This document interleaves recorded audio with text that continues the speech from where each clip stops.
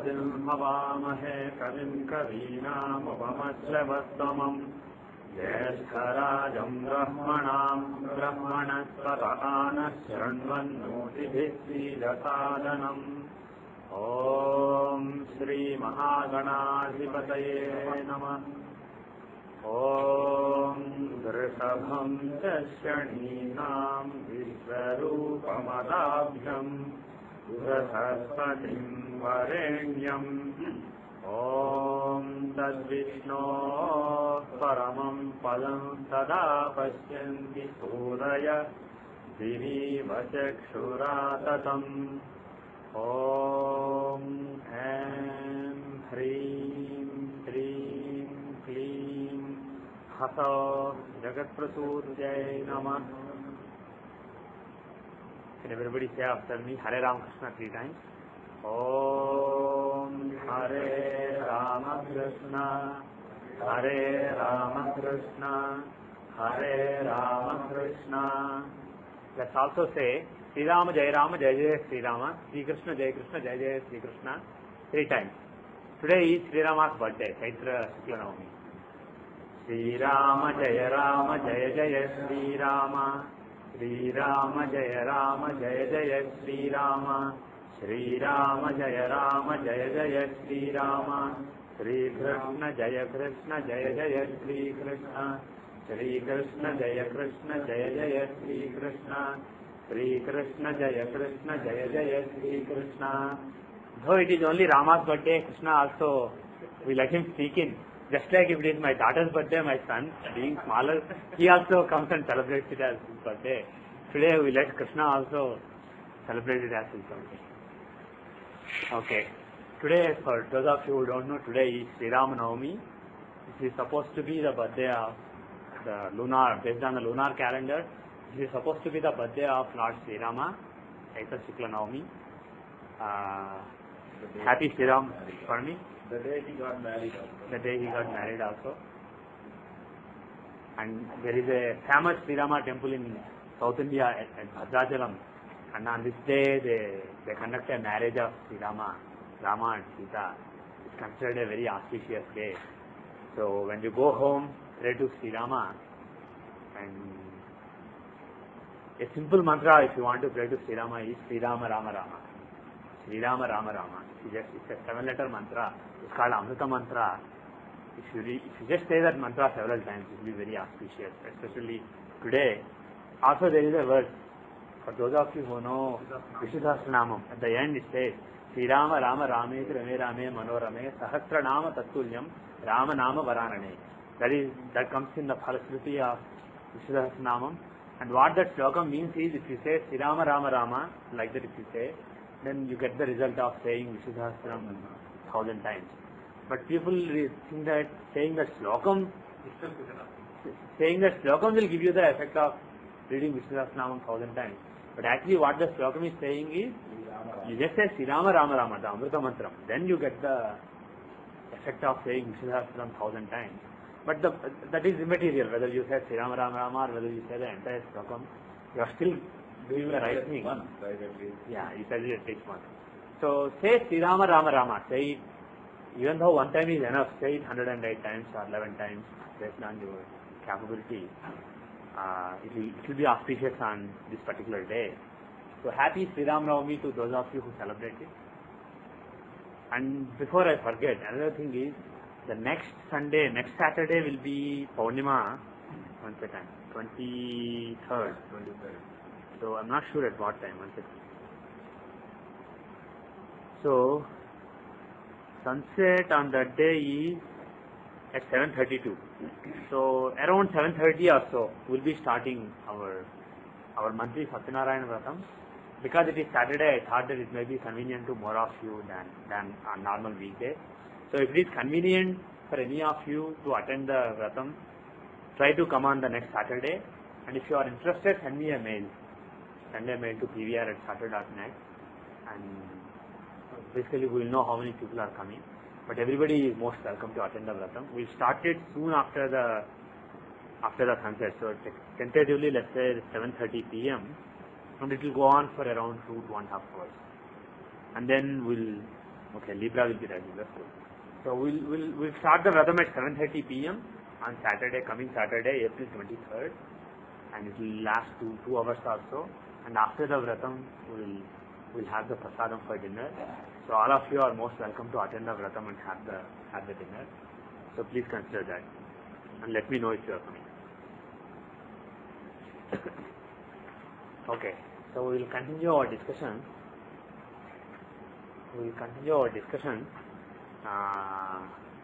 Should we continue Pochara or Narayan? Go back to Narayan Dasya. Before I make the decision, does anyone have any question on what we covered in the last few classes? Yes, Kiran. He raised his hand first. Can you speak loud for the recording? Ashtakavarga score of 0 means it's bad, very bad. 0 is terrible. If you find any 0 anywhere, it's a cause for concern. If you have, for example, let's say Saturn's Ashtakavarga has 0 in a particular house, it is said that when Saturn is transiting that house, he will give very bad results. Especially during the 7.5 years of Saturn, if the 3 signs involved have a score of 0 letters or even 1 in the Ashtakavarga, when Saturn is transiting that particular house, you can be sure that irrespective of Pandamurti, Rajamurti, all those things, irrespective of other things, you can be sure that there will be a lot of hammering from Saturn. So it is bad. 0 is very bad. Similarly, 8 is very good. Yeah. So second part of your question. You saw Bill Gates chart, okay? Why don't you look at Ramakrishna Paramahansa? Why don't you look at Chandrakanta Saraswati? Okay, you saw Bill Gates chart. Okay, what did you find?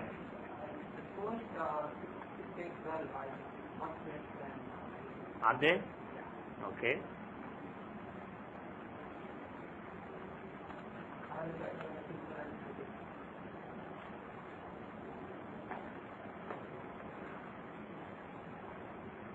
Okay. So Kiran saw Bill Gates chart and he wasn't happy. Let us see. The data is October 28, 1955. The time is 9:21:30 p.m. The time zone is 8 hours west of GMT. The place, I don't know what it is, but it's 122 degrees, 20 minutes west, 47 degrees, 36 minutes north. So this is Bill Gates. Okay, let us look at the Ashtakavarga. So if you look at here is the Ashtakavarga. If you look at, you said that 6, 8 and 12 have a higher score than 9, 10, 11. October 28, 1955. He will turn 50 years here.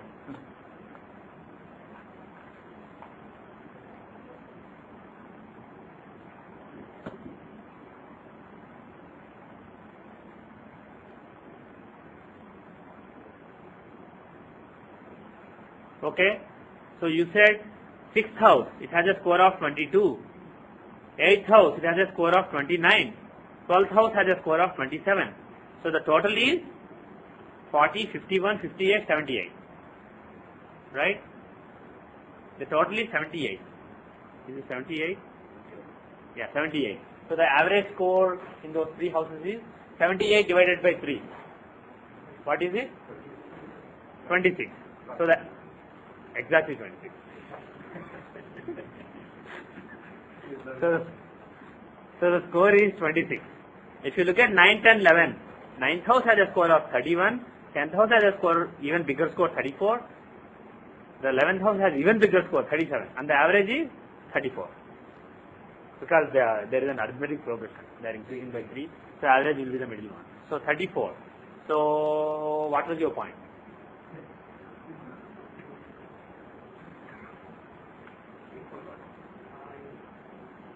You are, okay, click Alt TCV. You have the latest version, Alt TCV. Do you get this big dialog box that you see on the screen, or you get a different one? Okay, you don't have this option. This is the, if you look at the latest release that was made, 7.02, you will have You can download it from my website. If you go to vedicastrology.org, there is an upgrade. You upgrade to 7.02. I think you have 6.0. So basically, see, this is what I mentioned in a couple of classes earlier. When you find the Sarvashtaka Varga, to see which bhavas are strong. One thing that normally people do is, see, you want to see how strong the Lagna is, first house is. First house is in Gemini from Lagna. So they look at Gemini, they add up the scores in Gemini in various Ashtaka Vargas. So the score in Lagna's Ashtaka Varga is 4 in Gemini. The score in Sun's Ashtaka Varga is 5. The score in Moon's Ashtaka Varga in Gemini is 4. They add up all the scores in Gemini. And then they say that that is the strength of the Lagna. That is the normal approach taken by almost everybody I know. But what I found in my studies is, I experimented with a different approach, and that is what I taught in the last class. My approach is, forget the sign. Sign may be relevant for some particular purposes. But when you want to see how strong a bhava is, Gemini is not the first house. Gemini is the first house from Lagna. If you want from Sun, the first house is Libra. If you want from Moon, the first house is Pisces. So the first house from various references is various signs. And the whole point of Ashtaka Varga is that there is not just one difference Lagna. You have 8 differences and you have to take a cumulative effect of all those. So the overall strength of first house in a chart will be the combination of the strength of first house from Lagna, first house from Sun, first house from Moon, first house from Mars, etc. So what I do is, I add up the scores in, for example, in Lagna's Ashtaka Varga in Gemini, Sun's Ashtaka Varga in Libra, Moon's Ashtaka Varga in Pisces. I add up all these scores and I call it the first house score. If you do that, the 9th, 10th and 11th are 31, 34, 37 and 6th, 8th and 12th are 22, 29, 27. So this particular option used to be a secret option only in my version until some time back. But in the last release, I gave it in the public release. So you can experiment with more charts, and what I will suggest is, consider both the options. If you click all PCV, this particular item, if you unclick it, you get the old definition, sign based. If you click it, you get the house based definition, the new definition that is based on my research. And this is not really from tradition, this is not the teaching of the parampara, this is just my research. But I am fully convinced by it, that's why I am sharing with everybody. But if you use this, then your point is, you don't have any point. So study this. Study with this option. But is this larger house, or is this where Moon is occupying? Where Moon is occupying? See. What happens to houses which are blank? Where? The blank? Yeah. No, even if they are blank, there is some score in those points. Look at Sun, Moon's Ashtaka Varga. Here the score is 6, here the score is 4, here the score is 3. So every house from every planet has a score. Okay? We will go into Ashtaka Varga in more detail. We will understand it more thoroughly later. Let's leave Ashtaka Varga for now. Any other on Narayan Dasha or on Gochara? Does anybody have any questions? The case of transit. The case of transit, okay. Transit. When we are doing trans analysis, Yeah. the doubt is we should do only with respect to inner side Lagna, we have to see outer side planet where it is transiting. Inner outer meaning you are talking about this particular thing. Yeah. Particular thing. Yeah. For example, last time Instead of calling inner outer, just call natal and Gochara. Natal and transit. Yeah, natal and transit or Janma and Gochara. Janma and Gochara. So we have to see the planet transiting in the Gochara with respect to the Natal differences. Natal differences. The differences are natal. The Lagna, if you look at, for example, let's look at Bill Gates. Because we opened that chart because Kiran had a question. Let us say Bill Gates chances right now. So if you go there, see this is his natal Rasi chart and this is his transit, the current transit, where the planets are right now. So if you look at Shani is transiting on his natal Lagna. So as far as his natal Lagna is concerned, what is Lagna? The very essence of a person, the overall existence of a person, the health of a person, etc., the state of a person, the physical state, the physical condition of a particular person. And if you look at Moon, what does Moon stand for? the mind of the person, the mental outlook of the person. And if you look at Venus in the natal chart, what does Venus show? If you take Venus as Lagna, what does Venus show? The spirit of enjoyment of the person. And if you take Sun, what does Sun show? The Atma Bala of the person, the willpower of the person. If you take Saturn, what does it show? The ability to work hard, the discipline and hard-working ability of the person. You take Mars, what does Mars in the natal chart show?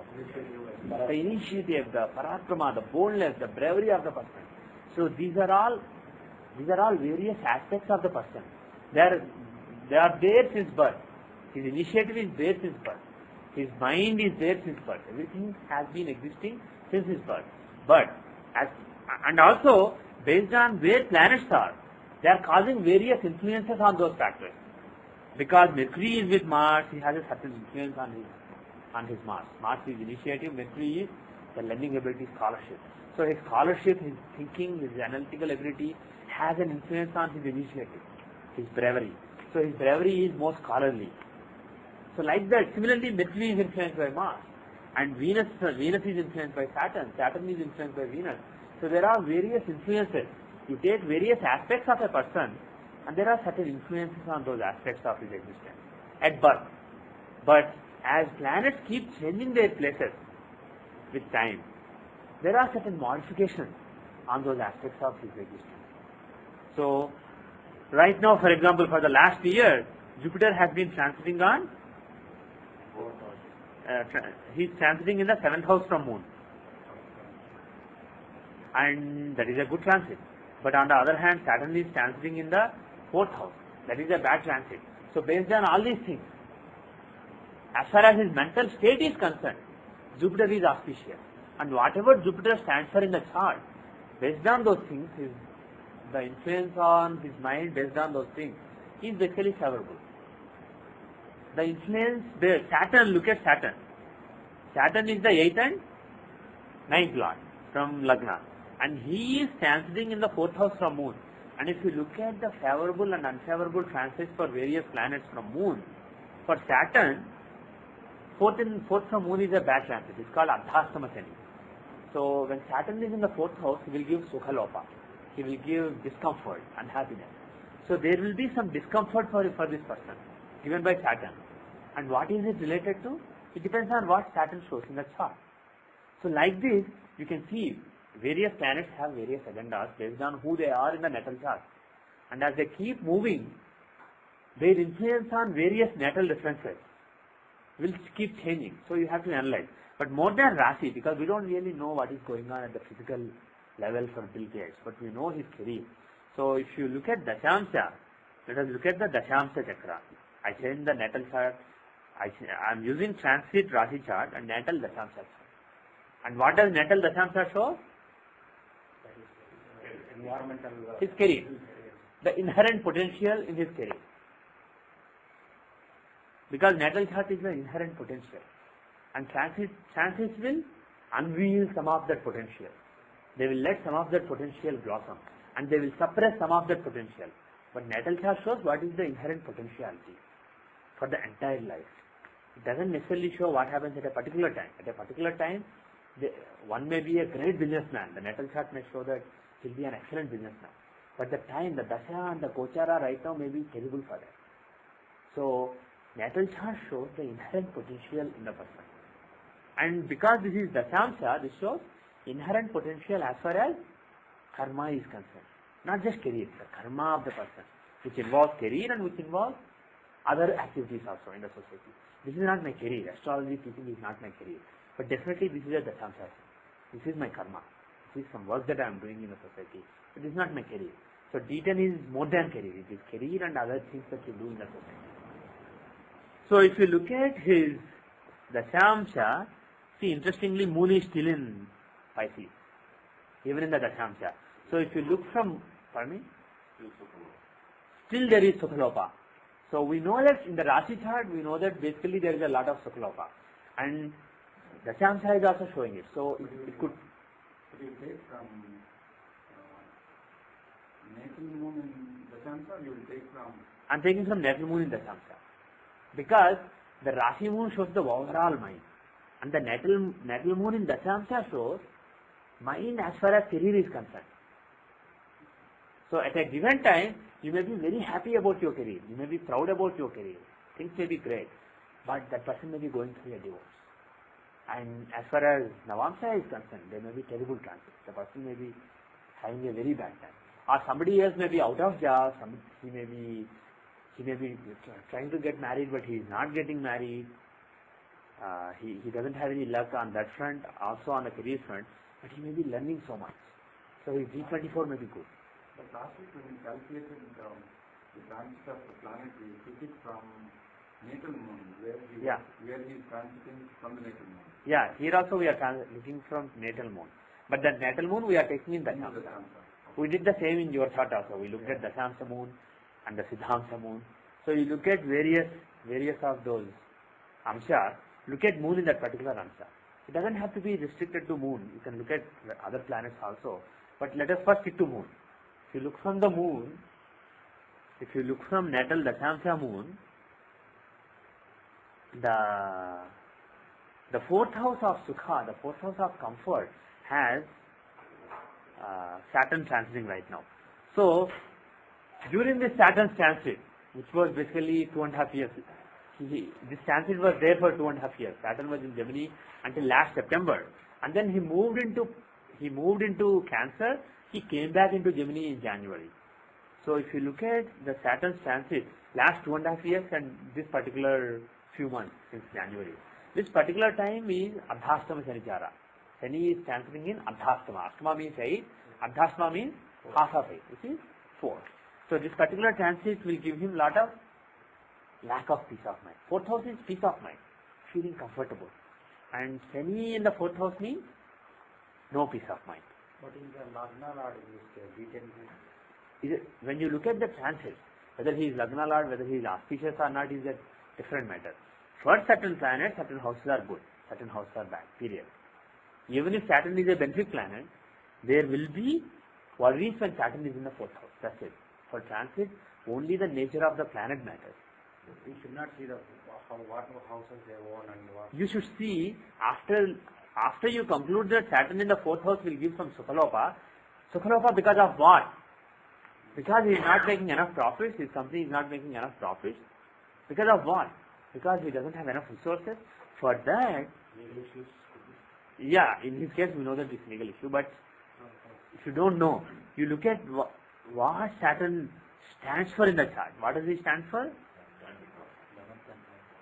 He is the from Lagna. If you look from Lagna, he is, which houses does he own?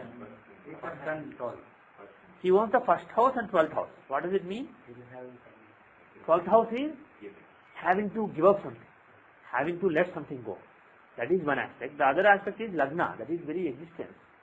So when the Lagna Lord himself has a bad transit, it's a very bad time in career. Because Saturn is Lagna Lord, for him, his transit is very crucial. So that Saturn having a bad transit means it's a terrible time.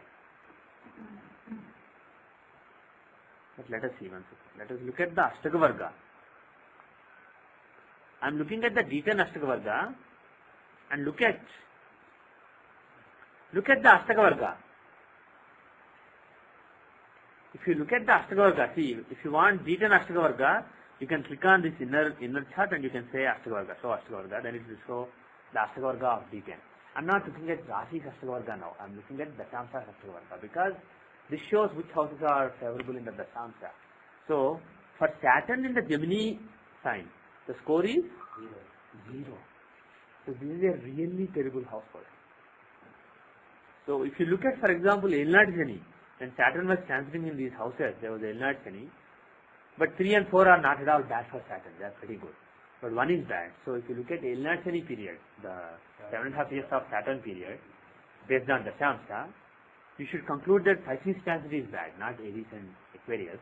But leaving that alone, this particular transit is good. In Taurus, that is the third house, and also it has a score of 5. So the transit is good. But Gemini transit will hammer him. Saturn will hammer him. And it is a lot of people. Yeah. Murtis, let's forget for now. Yeah. That will also matter. But just based on the score itself, It's a score of 0. When you see Saturn transiting through a sign that has a score of 1, you should be concerned, very concerned. 0 means you should be very, very concerned. So this particular Gemini transit of Saturn is bad for him. And in what way is it bad? Because this is 4th house from Moon, no happiness, no peace, no mental sukha. So this is the period of Sukhalopa. And if you look at Jupiter transit, Jupiter is transiting in Virgo. Is it a good transit or bad transit? It's a good transit. Forget who he is with. For Jupiter, the 7th from Moon is a good transit. So you should remember which houses are good for various planets, with respect to various planets. And if you look at my book, the transits from Moon are given in the chapter on transits. So get that table by heart. You should remember which house is good for Jupiter, which is bad. 7th house is a good house for Jupiter from Moon. So he is transiting in the 7th house here. So Jupiter has a good transit. And in what ways will Jupiter give good results? What is his agenda in the natal chart, in the Janma Chakra? He is the 2nd and 11th Lord. 2nd house means wealth, resources, and 11th house means gains, profit, fulfillment of desires. So as far as Jupiter is concerned, because of his good transit during this period, he will continue to get money, he will continue to get lot of profits. So during the last year, the year before that Jupiter was somewhere else. It may not be bad, it may not be good. But during the last year, when did Jupiter change sign? Maybe July or August. So from last August till this September, Jupiter is very favorable to his career. So there will be money, there will be gains, etc. His stock will be doing well, his value will be high, and so on. So like that you can, and if you want to focus on short term, right now Mars is in, where is Mars right now? 11th house. Is it a good transit for Mars from Moon? Yeah, it is one of the better transits. For Mars, 3, 6 and 11 are good transits. So this is a good transit. But Mars will later go into Aquarius. Is that a good transit? 12th house.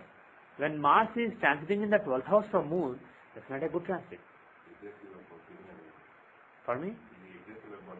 No, all you can conclude is Mars in the 12th house will give some losses. What those losses are related to? Further, see what Mars stands for in the chart. He is the 3rd Lord, he is the 10th Lord. 10th house is karma, the career, the overall career, and 3rd house is initiative.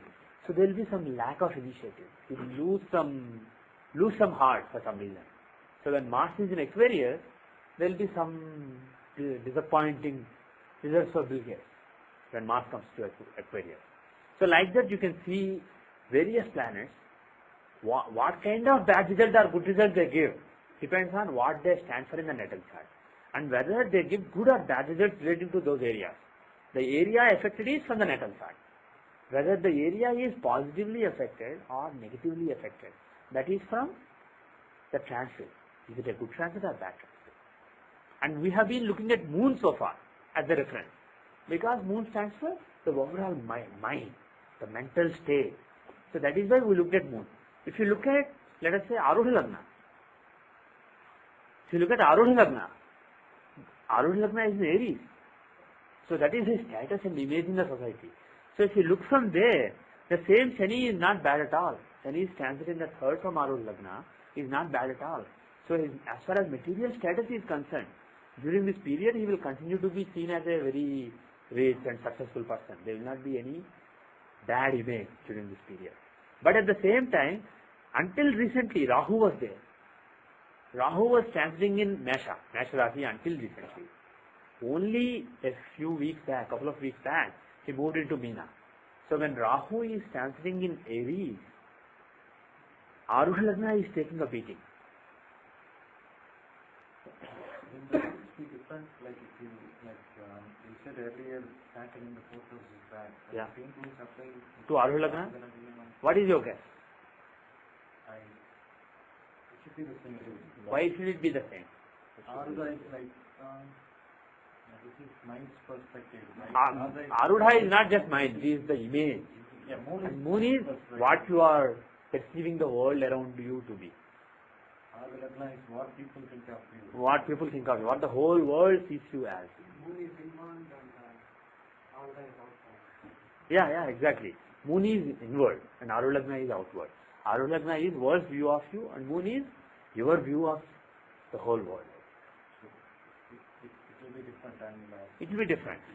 From Lagna it will be different, from Arulagna it will be different, from Moon it will be different, from Mars it will be different, for Jupiter it will be different, from everybody it will be different. For everybody the rules are different. And Arulagna, as far as Arulagna is concerned, Ashtavarga cannot help you. But for other planets, Ashtavarga does help you. Let us, as an example, let us take Mars. If you take the transits from Mars, where is Mars in the natal chart? He is in Libra. What does Mars stand for? Aggression, initiative, the drive, the inherent drive in the person. The force which drives you, the fire which is driving you. Mars is the fire within. He is the initiative within a person. So, in the Dashyamsha Chakra, if you look at Mars in the natal D10 chart is career. So, that Mars will show the fire in one's career. Not the fire that burns, but the fire that is burning within to do something. The fire that burns within a person that makes him do something in the society. So, as far as that fire is concerned, now if you look at the transits, from that Mars, see the thing is, in order to remember, it is very tough to remember which are good houses from Mars for various planets, which are bad houses from Mars for various planets and so on. It is very tough to remember. So, you can click on this Ashtavarga and you see this show PAV of Sun, show PAV of Moon, you see these things, right? This is called Prastara Ashtavarga. We have so far seen Bhinna Ashtavarga. What this Bhinna Ashtavarga shows is, look at this Mars Ashtavarga. See, in for example, Libra, Mars has a score of 4, which means he has cooperation from 4 planets in Libra. 4 planets are favorable from Mars in Libra. What are those 4 planets that are favorable from Mars in Libra? Similarly, there is only one planet that is favorable from Mars in Sagittarius. Which is that one planet? If you want to see that, focus on a particular planet and get further details. You can click on that PAV, Prastara Ashtavarga.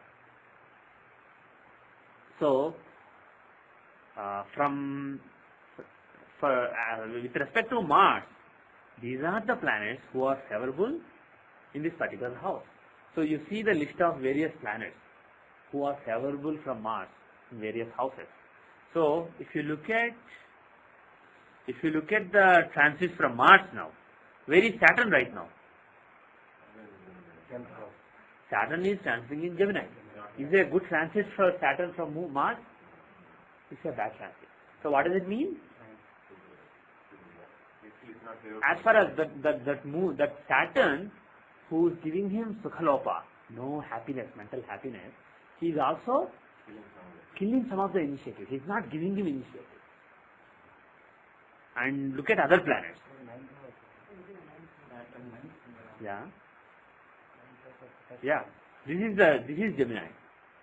And there is no Saturn. You don't see Saturn here. Only Sun and Jupiter, when they are transiting in Gemini, are favorable to Mars. That is what this means. Similarly, if you see Moon, see Jupiter is favorable here.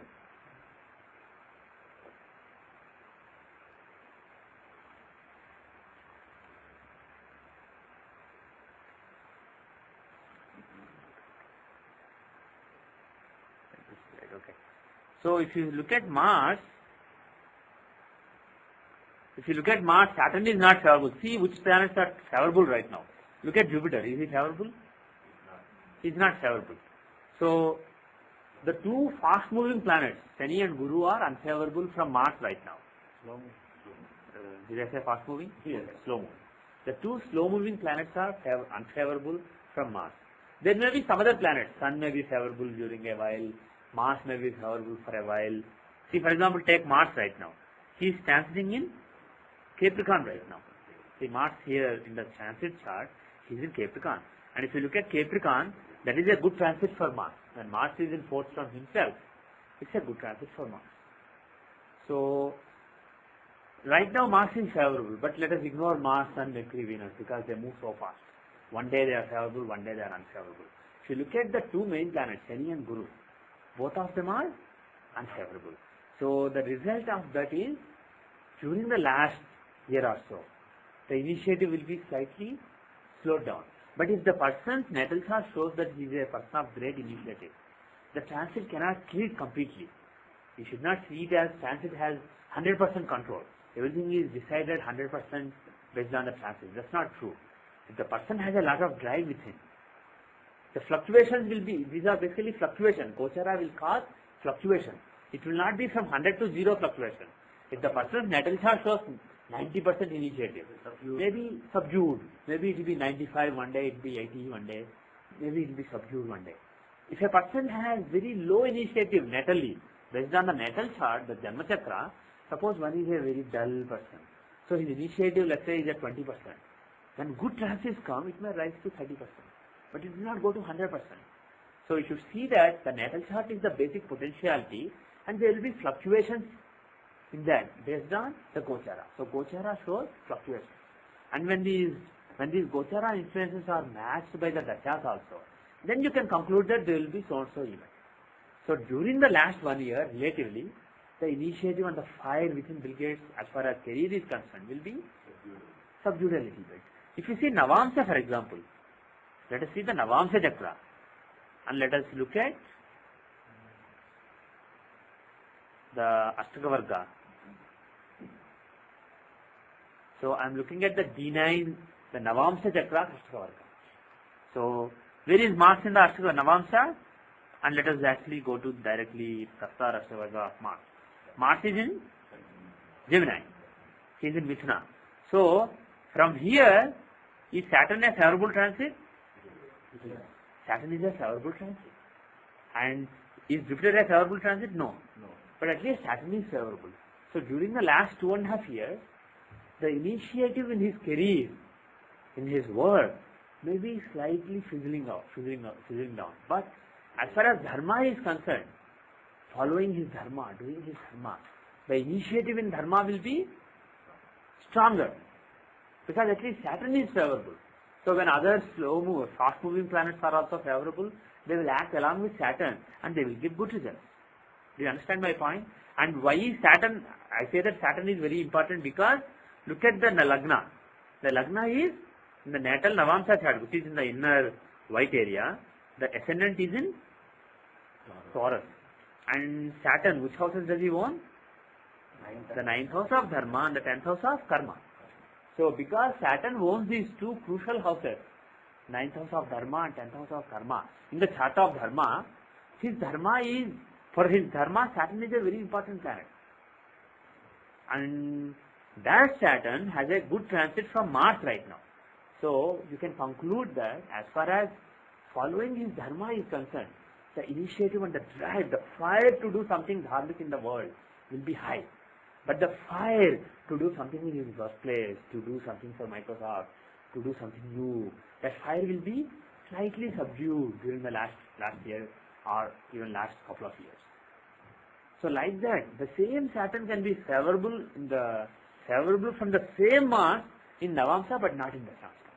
So as a result, as far as Microsoft and their new activities are concerned, there may be some slowdown, but he may be active. His Bill Gates and Melinda Foundation or whatever the foundation is called for doing work on cancer, AIDS, so many other things.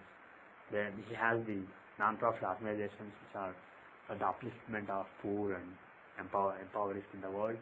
So those activities, he's putting a lot of his energy into those activities. That's what Navamsa, from Navamsa Mars, Saturn having a good transit means. Okay? So like that you can look at your own.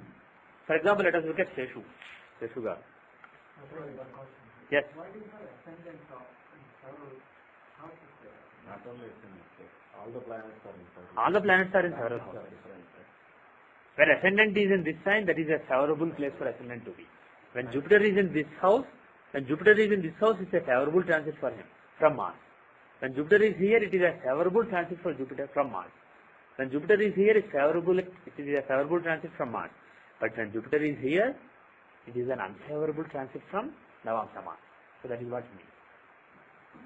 Mars and ascending things their house are any one of these signs, and we say that any new activity, if we say talk about Mars here, Yeah. we say that any new activity pertaining to that we can start. I don't understand the question. But we understand that all the different planets, they have one or two of the houses and Yeah. their own agenda. Yeah. To discuss ascendant, Yeah. which is the root of our teaching. Yeah. And we also use significance, Yeah. which is the correct interpretation. What is the correct interpretation? In this chart, Yeah. if we have been here, call it open and take it from new technology. Yeah. I think wanted to start working on this. Why are you looking at Navamsa for new technology? Well, we can go with the function. Okay, let us do that first. Okay. Navamsa itself we can see if you want to start a new foundation for another challenge. That's right, but if he wants to start a new technology at Microsoft, it's more Dasamsa No, than the Navamsa. point I think is not just Dasamsa or Navamsa, it is about That's right, but I want to just look at the right chart, whatever your point is, okay? Okay, Navamsa, you want to start a new dharmic work. Okay? Every 2 hours the cycle is changing. If an ascendant is sitting in a particular house, it is a more auspicious time for the life. Yes, yes. If when ascendant is in a particular house, suppose right now, let's say ascendant is in Taurus, okay? If ascendant is in Taurus, as far as Mars is concerned, from Mars ascendant is favorable. So during such time, that particular time, that particular lagna is favorable to the fire within him. But it may not be favorable to something else. It may not be favorable to the wisdom within him. Look at, for example, Jupiter. The Jupiter Ashtakavarga will show the wisdom within the person. So, for example, Aries is rising. So during that time, the lagna is not favorable to the wisdom within the person as far as dharma is concerned. So you may do a little unwise thing if you do it at a time like that. But I must tell you that lagna transit is the least important thing. Every 2 hours it changes. So it can never be used to time an event. First look at Shani, that will give you 2.5 years. Guru, that will give you 1 year. So if you look at Shani, Guru, Rahu and Ketu, you get a 1 year period. So within that you can look at Mars, Mercury, Venus to narrow down, and finally Moon, and finally Lagna. So Lagna is not really that useful. But this is for seeing which Lagna is favorable for a particular activity. Okay, yeah. What is the significance of strong 11th house in Navamsa? Yeah. What is your guess? His question is, what is the significance of strong 11th house in Navamsa? fulfillment of this What is your guess? Navamsa is both, right? Dharma as well as relationships also. Yeah. Again, relationships between friends. Yeah. The Navamsa Okay, good guess. relation is only wife and friends, because for brothers and all it is deep. Right. Relation is what? Navamsa is marriage and dharma. Vivaha and dharma. What is 11th house? It is the fulfillment of your desires. So, as far as dharma is concerned, you will do what you desire to do. In the Rasi chart, your desire can be, when you are looking at Rasi or Dashamsa, your desire can be to have a BMW car, or to own a $1 million house, or to own a jet flight. All these desires are possible. But when you are looking at Navamsa, what are the desires related to dharma? To construct a temple, to have to be married to your wife for 40 years, to do Satyanarayan Vratam every month. These are the things at the dharma level. When you are Navamsa is a very auspicious chart. When you look at somebody's chart, look at Navamsa chart, especially a great person. Look at Navamsa. It has auspicious vibrations. In Navamsa, even desires are good desires.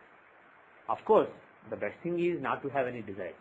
If you want moksha, finally you have to get over all desires. But at least if you must have some desires, desires relating to Navamsa are more auspicious than normal desires. So when you are looking at the Kama Trikonas in Navamsa, Navamsa itself is Dharmamsa. It is an elaboration of the 9th house. It is an elaboration of the Dharma of the person. So when you are looking at now Dharmamsa, When you say 2nd, 6th and 10th are Artha Trikonas, 3rd, 7th, 11th are Kama Trikonas and so on, all those are relative to whatever the chart stands for. So they are relative to Navamsa. So when you look at Kama Trikonas in Navamsa, you are looking at dharmic desire, good desire. So the 11th house is not gaining some money or something, but it is fulfilling, gaining of dharma, fulfilling whatever dharmic objectives you had in your life. You wanted to do something. Somebody may have badly wanted to construct a temple, a Shiva temple. When he constructs the temple, he has achieved. That is an achievement. That is a gain, big gain for his dharma. Intangible, sir. These are my D9 level of his intangible. Any level, we are looking at houses, houses are intangible. Question there. Yeah. First of all, the dharma for everybody is different. Because first is the 9,000 people. Yes, the dharma for everybody is different. For somebody, dharma may be to construct. For somebody who is born in a very rich family, his right dharma may be not even construct one temple, but construct 10 temples and construct 5 hospitals for poor. That may be his dharma. Anything left, he did not do his job. When he goes to Yamadharma Raja, Chitragupta may give him a D on his progress report. Because you are given so many resources but you didn't do anything. On the other hand, there may be a rickshaw puller in India who makes his livelihood by driving rickshaw. For him, every day saying Rama, Rama, Rama 3 times, that may be greatest, and visiting temple once every year, that may be the greatest dharma. When he does it, Chitragupta may come and he may pat you, wow, you are great. He may get A+. So, like he said, it's all not only subjective but subject driven, subject dependent. So it depends on which person you are talking about. It's personal. It's not universal. I have one more question. What is the basic fundamental? How do you compute astrology? What is the, just a few basics? What is basics? I gave some basics in the last class. Probably you missed it. I was there. I maybe didn't record. You should listen to the MP3 and if you listen to, I think that day you came a little late. You should listen to the MP3 and we'll do it in more detail later. Let's not spend time on it. Now let us forget the chances for a moment. Let us see dashas. What is the dasha I should see for Bill Gates? What is the dasha? For me? Is it transit chart? Oops. Okay, what is the dasha for him? Just Vimshoti dasha or any other dasha is going to give good results. Okay, let us go through the list. Is Visaptati Samadasha applicable? No. Why? No 7th Lord. 7th Lord is not in Lagna, Lagna Lord is not in 7th. So Visaptati Samadasha is not applicable. Is Shashti Samadasha applicable? Shashti Haini Dasha? No. Sun should be in Lagna for that. Is he in Lagna? No. Is Lagna in Vargottama? No. Yes, oh, Navamsa. No. The time I use is not there. Okay. So Lagna is not in Vargottama. What are the other dashas that we are fond of? 10th Lord in 10th house. What is the dasha called? Wait. Not for you, Narayan. Chaturasi iti samadasha. Chaturasi iti samadasha, which means 84-year equal dasha. Chaturasi iti samadasha. So that is also not applicable. So this is good. We don't have to look anyway. Just use normal, good old Vimshotri dasha. So, what dasha is he running right now? He is running Sun dasha. Now, is this dasha favorable for doing dharma in the world? Is this a favorable dasha for dharma? Will he do a lot of dharmic activities in the world? Sun is in the 9th house. He is not well placed. Sun is not well placed, but he is in the 9th house. And Sun is the natural karaka for dharma. There are 2 karakas for dharma. One is Jupiter, one is Sun. Sun is basically Kshatriya, he is the doer, and Jupiter is the Brahmana, he is the thinker. Jupiter is the Brahmana thinker, Sun is the Raja, he is the king who gets things done through his power. And Sun is, if you look at the givers in the world, who is the biggest giver in this universe? Sun. He gives so much light and heat to everybody. Sometimes we don't appreciate that heat, but actually in this season I think we appreciate any heat that comes from sun. Having gone through a bad winter, yeah. Even in winter we appreciate sun a lot. Yeah. In winter we appreciate him. Not in summer. Once it goes to 90, we don't appreciate sun. But bottom line is, he is the natural giver. Sun is, when it comes to giving, there is no giver like sun. So, and he gives freely. No strings attached. It's all, light doesn't come with any strings attached. It's free. Just enjoy it or stay inside. What?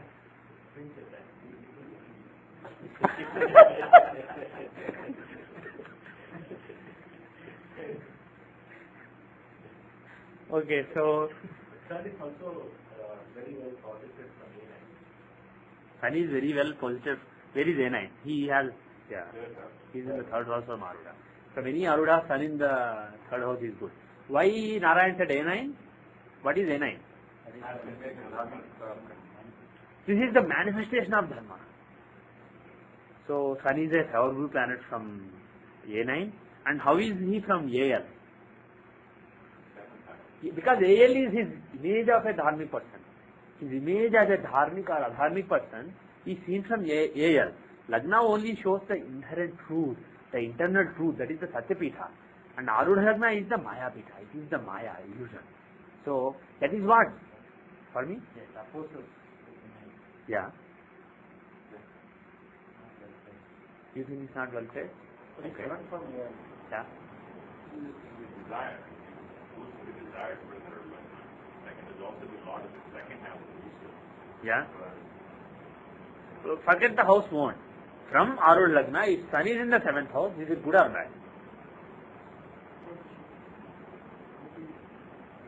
I think it's good because Okay, partly you think it's bad. Sriram thinks good, okay. Anybody else with any other view? Yeah. I said good. You said good, okay. Palni is the only one who said bad. Is bad? Okay. Okay, let me tell you. See, AL stands for your image. And when you are judging various houses from AL, you can't use the same rules as in Lagna, as you use in the case of Lagna. For Arudha Lagna, the rules are totally different. The 7th house is, normally what is the 7th house? It is the desires to nurture, it is the Kama, see, it is the base of the Kama Trikona. It is the intermediate point of the Kama Trikona. And it is the interactions that you have to fulfill your desires. So 7th house is the house of interaction. And when you are looking from Lagna, the 7th house is the interaction, the people that you interact with and the desires that make you interact with people. But when it comes to Arudha Lagna, the image, the status center, from that the 7th house is again the people that you interact with, but at the Maya level there is no interaction, there is only competition. At the truth level, I can collaborate with Narayan, I can collaborate with somebody else, we can all get something done. But when it comes to images, images are always in a selfish world. Images don't want to cooperate with each other. Images only want to suppress each other. So when it comes to Arudhas, in the world of Arudhas, there is no relationship. There is only selfish relationship. There is only competition. So 7th house from Arudha Lagna shows who you are competing with. It shows your competition. So if you have, the rule is, if Shani or Rahu or some malefic planets are in the 7th from Arudha Lagna, it is good. It's a Rajyoga. Saturn in the 7th from Arudha Lagna is a Rajyoga. Why? Because you are competing with idiots. You are competing with fools, buffoons. It's good for you. I mean, you are not really competing with buffoons. You are competing with capable people. But to the world, it appears as though you are competing with buffoons. Let's stick to that word. That's better than malefic. So if Shani or Rahu, Rahu. If Shani and Rahu are in the 7th from Arudha Lagna, you will appear to the world to be competing with incapable people. So that is a good thing. So that means you are winning. The world sees you as a winner. The world sees your opposition as a loser. On the other hand, if let us say Jupiter is in the 7th from Arudha Lagna, is it good or bad? It is bad in a sense, it is good in a sense. Bad because you appear to the world to be fighting with a wise person. So you will appear a little bit unwise. But the thing is, people who are like Jupiter, they are not great fighters. They don't beat down everybody. So if you fight with them, you look like an idiot because you look like an unwise person, but you don't lose a lot.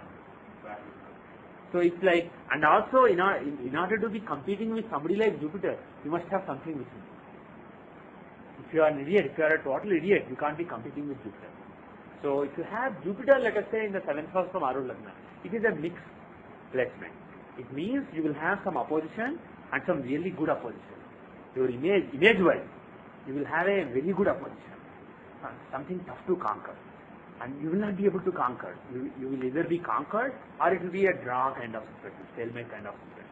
But if the 7th has Saturn, it means you will win very easily, hands down. But if it is Mars, he is malefic, but Mars is a fighter.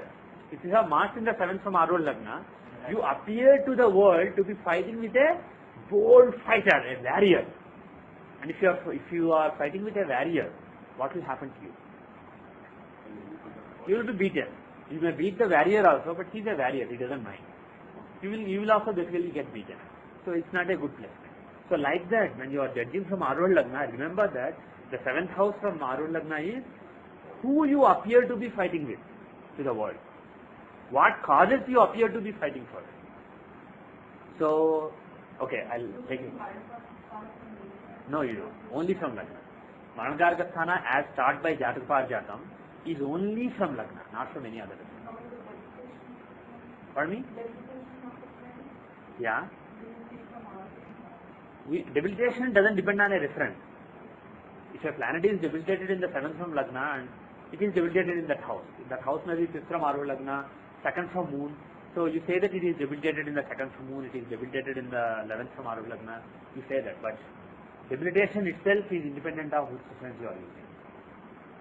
But if your question is, if a planet in the 7th house from Arul Lagna is debilitated, does it modify the result that I am saying? That may be your question. Okay. If that is your question, that's a very good question. So her question is, if the planet that we are talking about is debilitated, is there any modification of that step? Let us say Shani is debilitated in the 7th from Arul Lagna. What does it mean? Of course it has a meaning.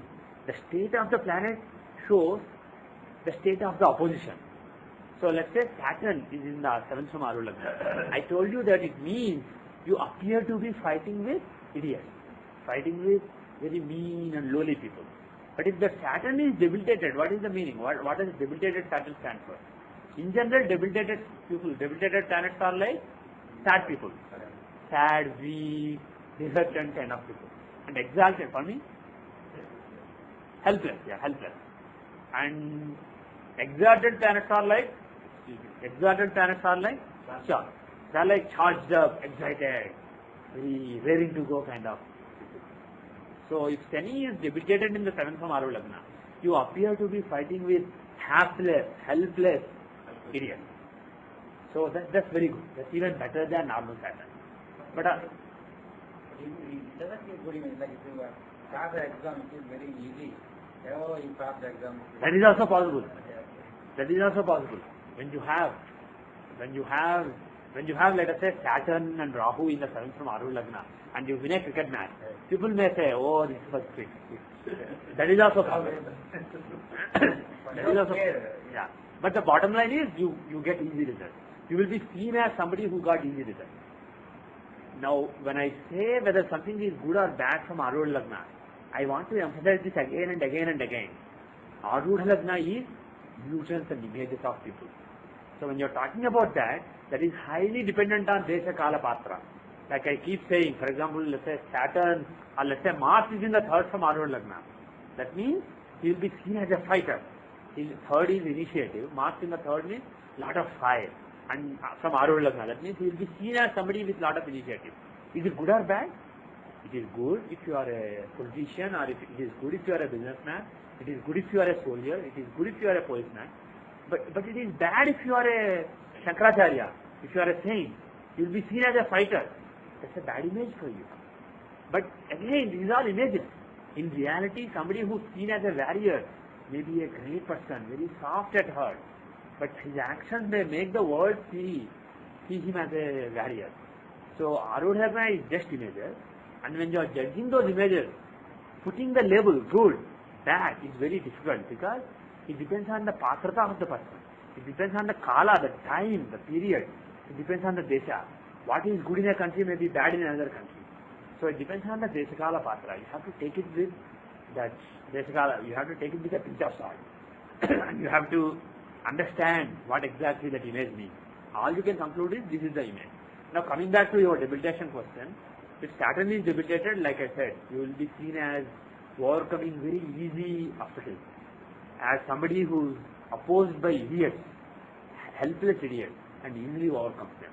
On the other hand, if Jupiter is debilitated in the 7th from Arudha Lagna, what that means is, you will be seen as somebody who is opposing wise people who are unhappy and depressed. Your opponent is a wise person and he is unhappy for some reason, and you are fighting with him. That is the image that you will get. So here, Sun is in the 7th from Arudha Lagna. So during Sun Dasha, what image will he get? That of somebody who is opposing powerful people, like governments, various governments. So somebody who is opposed on dharmic grounds, on the grounds of dharma, on the grounds of what is right, what is wrong. Pardon me? Law and order. Law and order is basically a dharma, it's a justice thing, it's related to dharma. So on dharmic grounds, very powerful opponents will have very powerful opponents. That is the image that the world has. But in reality, what is he doing in Sandasha? Sun is in 9th house, even though in inimical house. So he is doing lot of dharma. He is very driven during this dasha, and he does lot of dharma. Now, reach.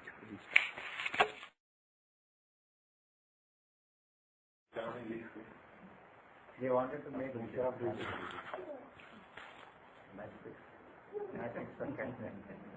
Okay. Okay, now let us take this further. Let us take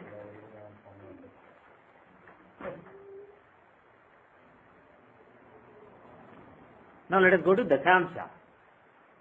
What can you expect in Sun Dasha as far as career is concerned? 12th house in Marakaraka. Sun is in the 12th house in Manakaraka Sthana. For Sun, 12th house is Manakaraka Sthana. 7th Lord in Manakaraka Sthana. Is it a good period for Bill Gates? What does 7th house show? The desires, the business of the person, the partners. And that 7th Lord, if he is in Manakaraka Sthana, what is the possible result? Some giving up in the business, some compromise in the business, and even some breakdown in the business. So, if you don't know anything and if you were to make a random guess based on the chart, you can guess that in Sandasha his business will be broken into multiple units, or he will have to give up some control in his business. He will have to make some compromises. That's what you can expect in the Sandasha.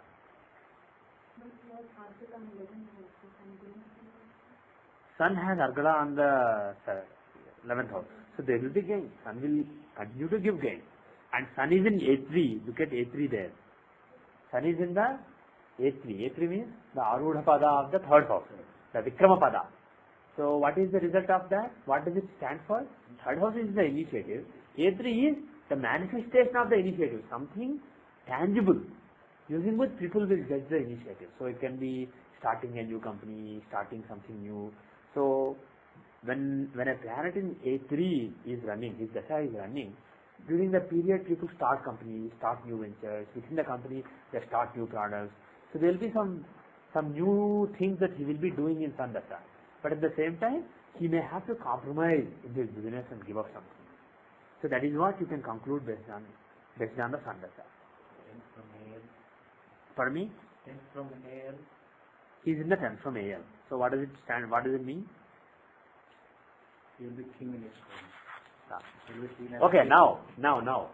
I told you what 7th house from Arudha Lagna stands for. What does 10th house stand for? 10th house is the karma sthana. So 10th from Arudha is what you are seeing to be doing.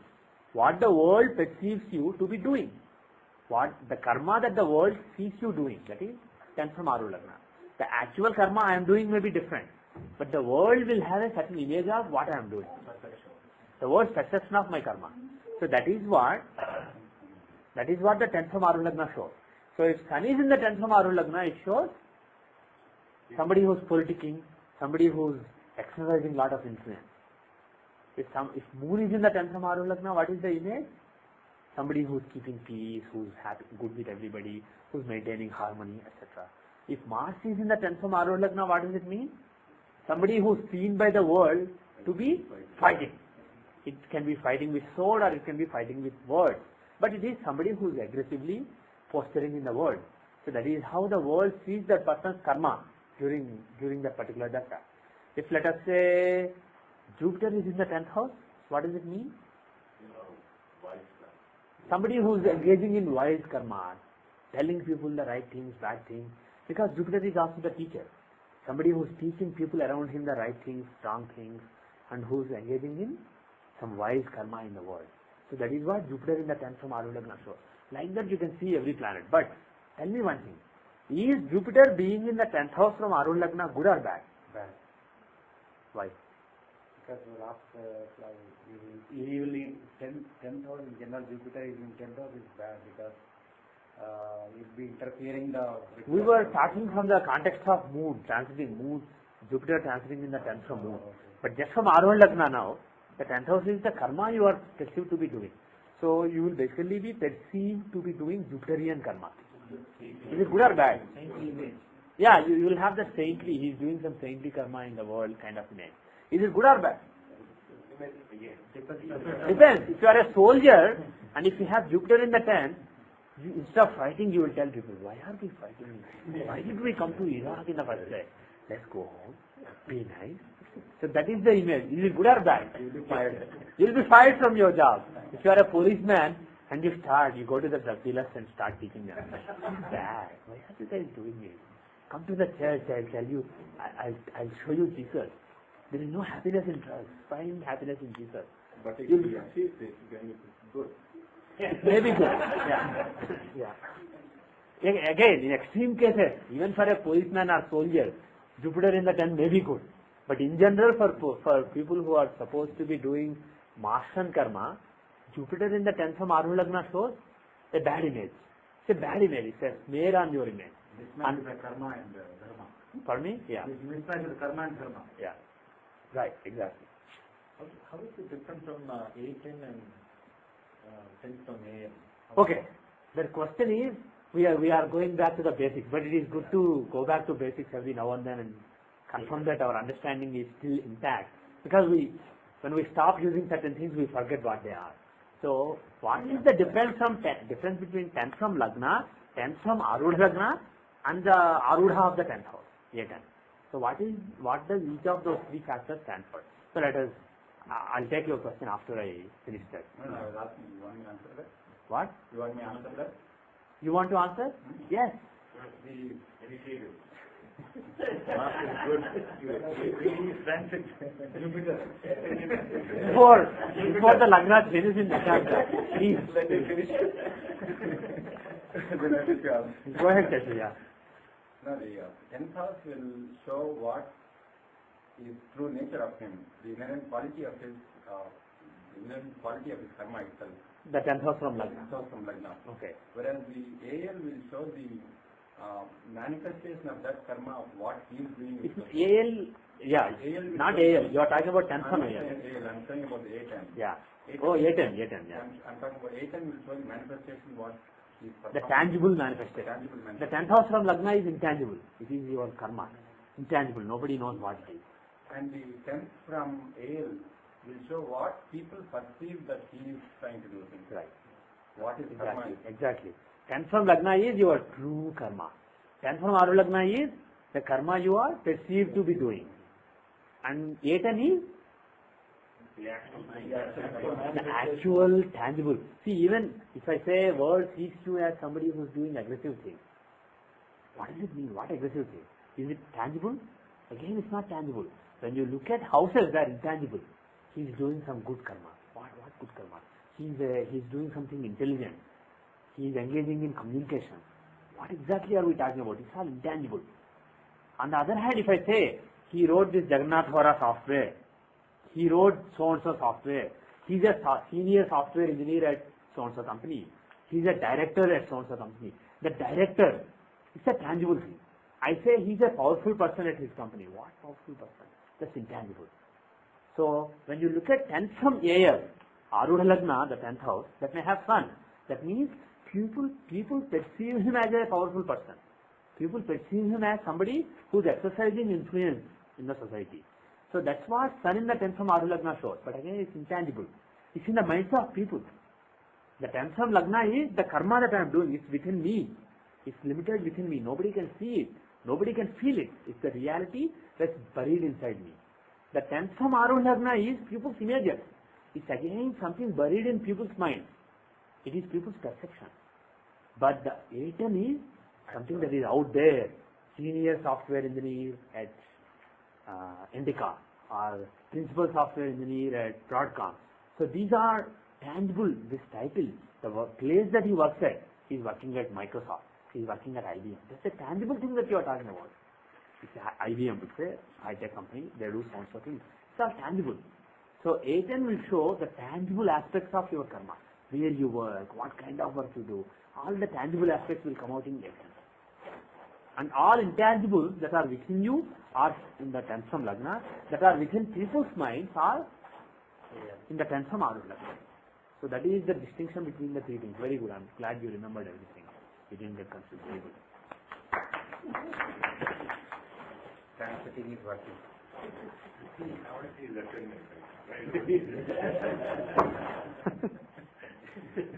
Okay. So Sandasha, we said that he may have to incur some losses during the Sandasha. Now, anybody else has any other questions? Let's stop Bill Gates and take any other chart. Anybody has any questions? Yes, Karen. You have a chart? Normal chart or tricky chart? Okay. I think I have your chart. So Kiran has a question. He asked me for a long time, he had a question on his chart, but always we kept finding something else, so we never looked at it. So let's look at his chart. This is May 21, 1974, 3:58 p.m. Indian Standard Time, Bangalore, India, 77 degrees 35 minutes east, 12 degrees 59 minutes north. Okay, so what is your question? I thought you were going to... No, I don't answer your questions. I will not answer questions on your own chart. If you are confused about your relatives or somebody, I can answer. Your own chart, you should make a guess. So I will guide you, you try to guess. I thought you were going to ask me when will I have a haircut.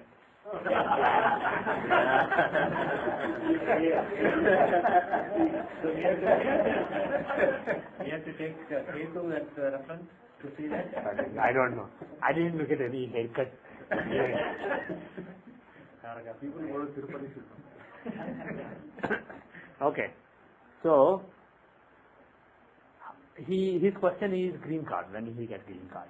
So this is a standard question that we are asked from the Indian community here. People who are from India, when they come here, they are interested in their green card. They want to know when they get their green card. Who is the Karga for green card? Don't tell me it's Mercury because it's green color. Mercury shows green color. Don't tell me it's Mercury. The 12th house is Rahu. Yes. Rahu is the Karga for going to a faraway place and settling down in that faraway place. So Rahu is the Karka. And what are the houses? 8 and 9. Pardon me? 9th and 12th. 12th house is for settling in a faraway place. 9th house is general prosperity, fortune. And if you are given a permanent residence in a country that you went to as an immigrant, it's a matter of fortune. So 9th house, 12th house, these are the important houses. 4th from 12th. Pardon me? 4th house from 12th. 12th being a foreign land and that becoming a house. Can we take It's the same.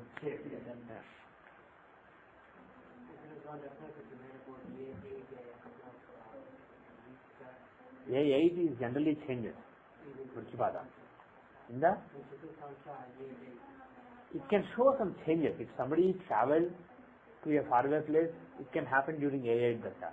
But getting green card is not A8. See, A8 is, his question was A8, that is basically Arudha of the 8th house. So it's also called Mrityupada. What it shows is the tangible manifestation of the 8th house. 8th house is obstacles, anxiety, tension, changes, etc. And A8 is the tangible aspect of that. So if somebody is, and Chaturthanta is the chart for residence. To see residence, D4 is the chart. So the A8 in D4 will show tangible changes. If somebody is not in one place, he goes to a faraway place, he lives in a hotel for a day, and then he goes to some friend's house and lives there for a month, and then he finds an apartment and goes there. So all this is lot of changes in the residence. So that kind of thing I may have explained using A8. A8 being the tangible manifestation of changes. The A8 in D4 can give that kind of result. But for getting green card, it's not Mrityupada differently, it is Bhagyapada. Rather Bhagyapada. 9th house is fortune, and A9 is the manifestation of the fortune. The tangible manifestation of fortune. You may feel that you are fortunate. When you came to US, you may feel you are fortunate. Or when something happens to you, you may feel that you are fortunate with respect to your residence. But when you get a green card, or when you land in a foreign country, the world around you will see, oh, he's a fortunate guy. Folks back from your home place, they may think, oh, Kennedy went to Boston. He's a great engineer in Boston. He's making so much money in Boston. People have that image about you. So this is a tangible thing for them. It is an image as well as it's a tangible thing that's driving people's images. So going abroad, getting a green card, these are all more of A9 things rather than A8 things. So let us see your Chaturthamsa. First of all, what is the Dasha we should be using? Dasha. What? His Lagna is in Vargottama. Does everybody notice that? Even Virgo. In Virgo itself. In Virgo itself, Rashi and all. What?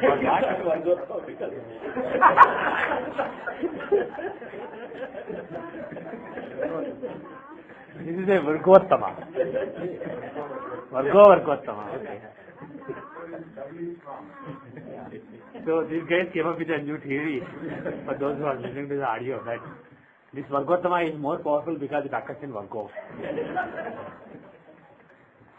Why did they name it Vargottama? Pardon me? Why is it called Varga. Varga means division.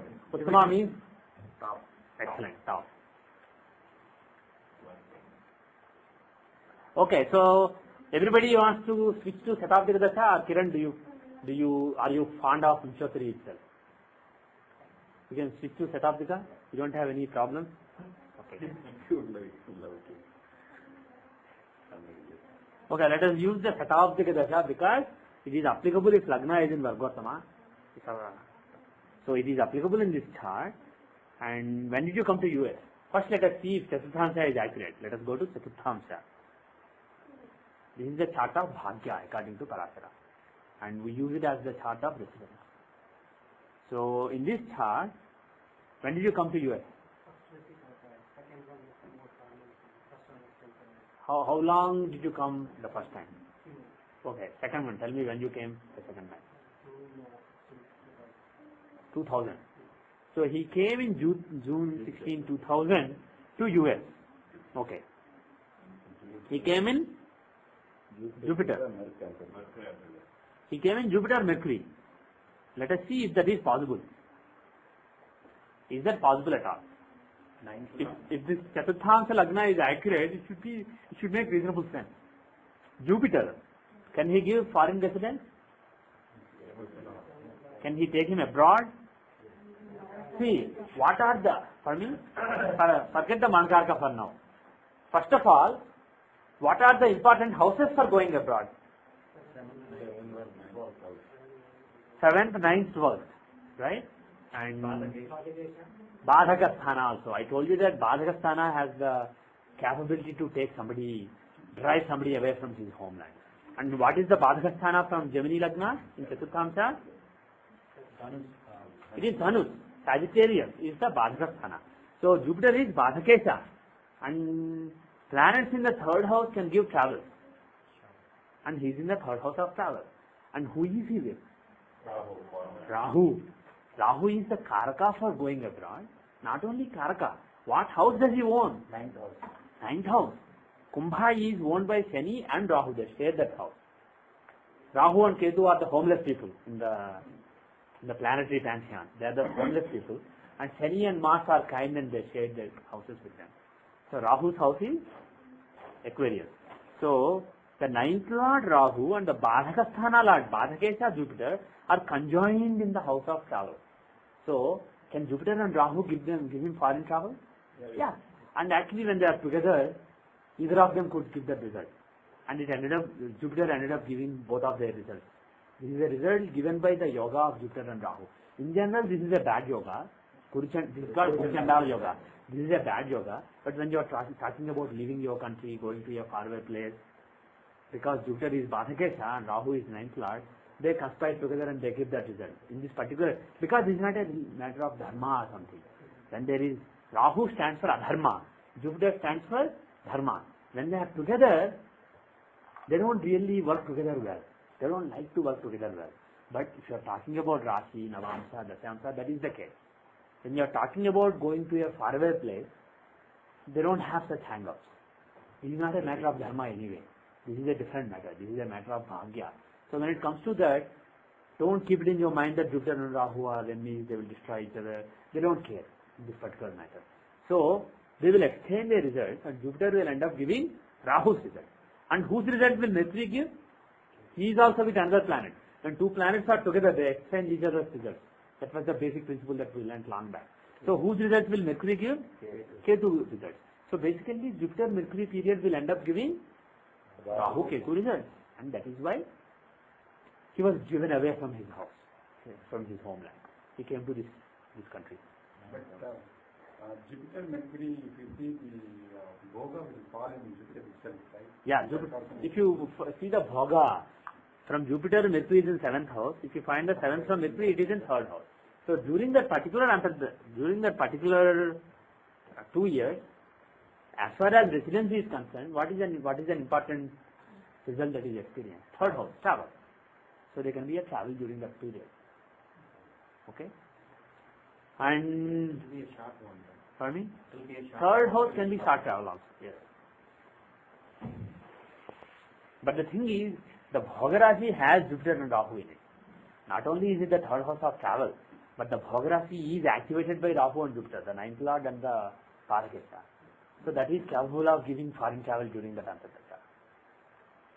So you see Jalapatana. Jalapatana Sahama? Okay.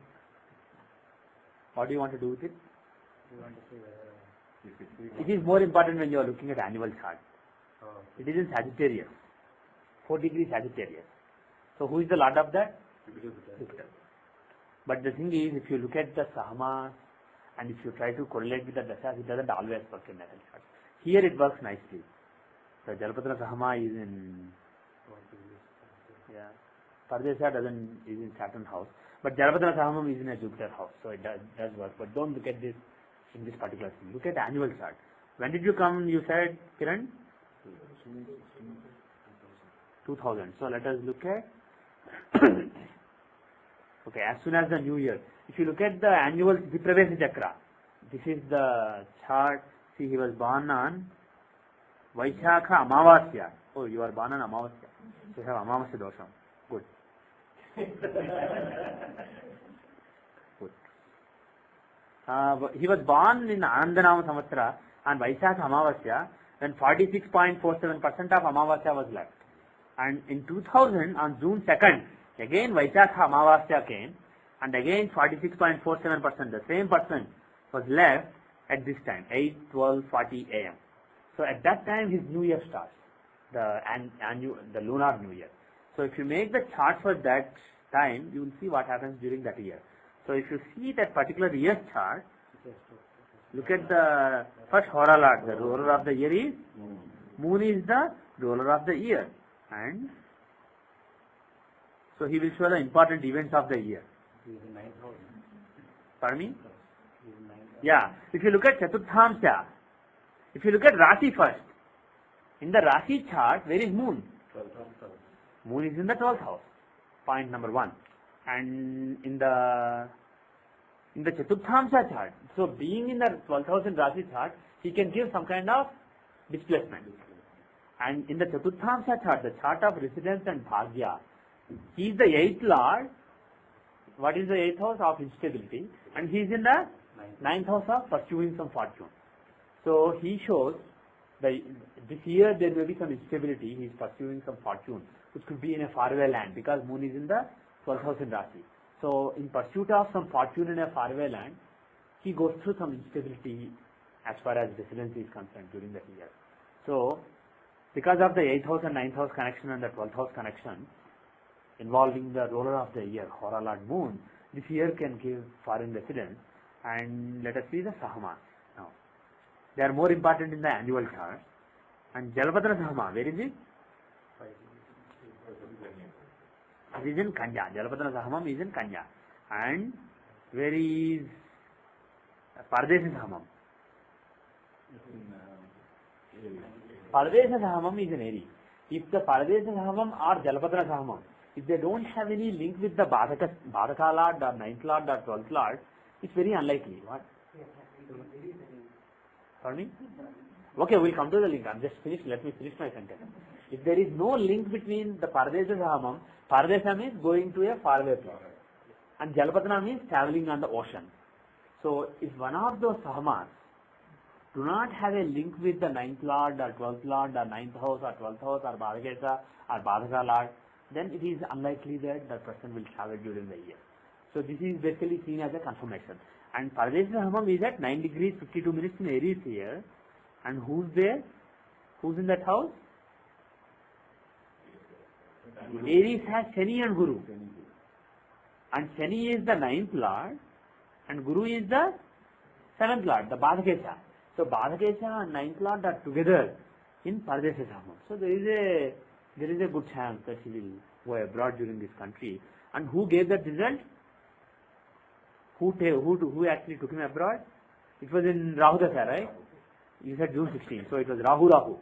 So Rahu Dasha and Rahu Antardasha, he went abroad. Why? Why Rahu? Well, he is Karaka. Okay, and that too, we'll come to that, but he is Karaka. Even if Rahu is not in any important house, he is Karaka, he can give it. And in his natal chart, he is showing it. He is 9th Lord. And in this chart also, in the Rasi chart, he happens to be the 9th Lord. So he can give that result. And moreover, where is he placed? 2nd house, but it's a Vati sign. If the 9th Lord placed in a Vati sign, if the 9th Lord is placed in a Vati sign or 12th Lord is placed in a Vati sign, because Vati signs are also important. 9th house, 12th house, Bhadakasthana, Vati signs, Jalapatra Sahamam, Pardesha Sahamam, these are all the factors you should look for.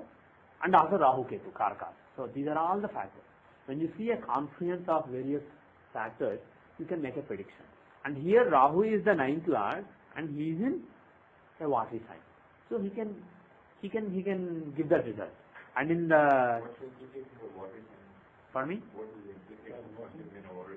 Classics talk about Vati signs in the context of traveling abroad, because when you travel abroad you are traveling over vast oceans, basically crossing the ocean.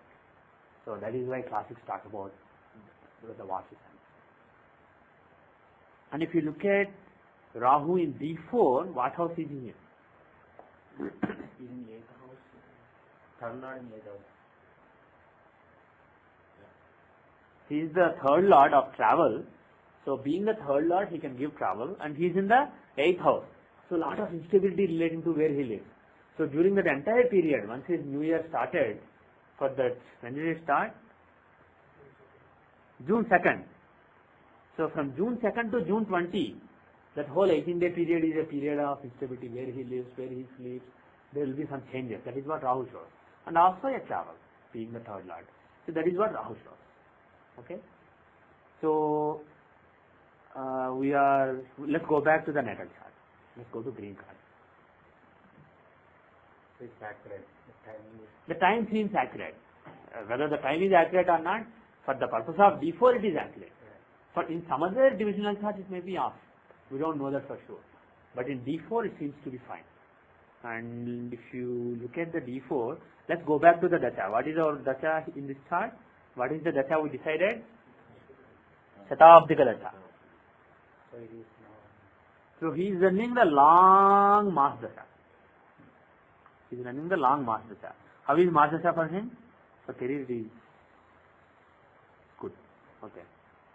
How is the Mas dacha? Is Mars capable of giving him green card? Don't tell him no, because that is for a long time. What is the factor I told you is important for green card? See, getting green card is it a tangible thing or intangible thing? We are not talking about Kiran feeling, so I'm fortunate.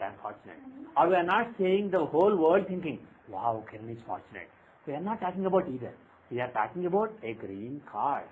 It's a tangible thing. So where should you look for it? A4. No. It's a A4 is generally house that you live in. Fourth house is the sukha, and the A4 is the what gives you sukha with respect to relationship. It's the house. So A4 is the house, the physical house that you live in. Green card is, I told you, you guys are not paying attention. When he said A8, I said more than A8 it is this pada. I said some other pada. What is it? Bhagya pada. Because for somebody who came from a poor country or a second world country to a first world country like US, getting a permanent residence in that country is considered a fortune, a great fortune. So it's a tangible manifestation of his fortune with respect to residence, where he lives. So A9 is the house, A9 is the pada that is very important. So there should be some link between the planet who gives the result and A9. Is Mars capable of giving green card? Yes, A9 is. He is the A9 Lord. So he can give a green card. Now, which answer dacha? Mars. Not exactly. Why? Saturn has already done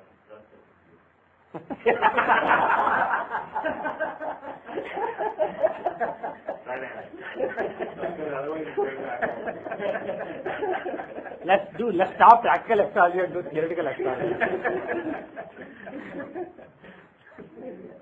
Saturn is first of all a malefic in the fourth house. Yeah. Not good for. It's good for foreign. Absolutely. He's the ninth Lord. Yes. See, we are saying that A9 is basically the manifestation of the fortune. But he should also feel that he is fortunate. That there has to be, if he gets the green card, the actual ninth house also should have a role. Basically, but A9 is more important, but there should be ninth and A9, there should be some commonality between them. They should come together. Then he gets the green card. And the ninth Lord here is Shani. Ninth house is pursuit of fortune. And fourth house is the home. And if a malefic is in the house of home, fourth house, he can give a home in a faraway place. And being the ninth Lord and having Argala on A9, look at Saturn. He has Argala on the A9. And he has aspect also on A9. He has Grahadrishti. He has a desire. Shani has a desire to give Bhagya. Because he has Grahadrishti on A9. So Grahadrishti and also he has Argala. So he can actually give the desire. If there is Grahadrishti, he only has the desire. But if there is Argala, he is actually capable of giving that. So because... Yes. Between Saturn and Rahu seems to be more stronger. actually stronger. Yeah. Because Rahu is with Jupiter and also Yeah. Yeah. What do we decide as who is the ninth lord? Okay, who is the ninth Lord? If you want one planet, I will say it is Rahu who is the ninth Lord. Saturn is a secondary Lord of ninth house. Both are lords. Both are Lords. But if you want a stronger Lord, it is Rahu. And that is what the software is taking. But you know what? That is a different matter. But his question is, no, you guys didn't understand. A9 will change sign. Correct. Because If the ninth, I took the ninth, software took the ninth Lord to be Rahu, and it did the Arudha calculation, it found in Scorpio. If the ninth Lord is taken to be Shani, it will be still in a Martian sign, but it will be in Aries. But then Shani will not be having Argala on the A9. So his question is, should A9 be in Scorpio or Aries? That's basically where he is coming from. not whether Rahu will give the result or Shani will give the result. So the point is, Rahu is stronger because he is with Jupiter. He is with more planets. The first rule is, whoever is with more planets will win. If two planets own a sign, the one who is with more planets will be the primary lord. So Rahu is the primary lord for the purpose of finding the Dasha years, Narayan Dasha, for the purpose of finding Aurora Padas. Rahu is the Graha. But anyway, Shani is the co-lord of the 9th house and he is having Argala on A9. So he should get green card in Shani Santat Dasha. Do you want to get the Prachantat Dasha? For me? Yeah. Even Prachantat Dasha is 2 years long. Why don't we look at the annual chart instead of looking at Prachantat Dasha, Sukshmantat Dasha? So let us see his current New Year chart, 2005. I mean current meaning the one that's going to come. Are you close to getting green card? Should we look at next few months? No. What? I'm close. You want us to look at this year also? No, no. I can be somewhere in the border. That's what. So let us see the current year then, 2004 first. He just gives us more work. By the way, talking about work, a couple of weeks back I gave you a homework. I usually don't. Vatican. Does anybody remember what is the homework? That particular Vatican.va, they gave a big hill that in various years. Yeah. That events in a saw, it's totally intangible events. We can't even see what actually he did in that. What do you mean? I mean, those languages, that language English. Oh, Sauri, you are confused by the Sauri language. Yeah. And you don't understand exactly what it is. Okay, then look at a normal biography. You can get Pope's biography in many places. See when his father died, when his mother died, when his brother also died sometime, I think. Yeah, when his brother died. They are given a roadmap. When he became, what? They gave a roadmap from 1978 to 2000. Roadmap is a kind of weird word. We work in tech companies, so we use roadmap. It's not really a roadmap. This is basically life history. But yeah, if you look at that, what? The biography. The biography. Yeah, that's a better one. Because it's all English is written. Yeah, go to some other site and try to find the event. You can find the year. It's not the day. That is the year when his brother passed away, mother passed away, father passed away. Those you should be able to see in a chart. And then when he decided to become not a pope but a monk, when he became a father, when he became I don't know all those stages, but he went through all those stages.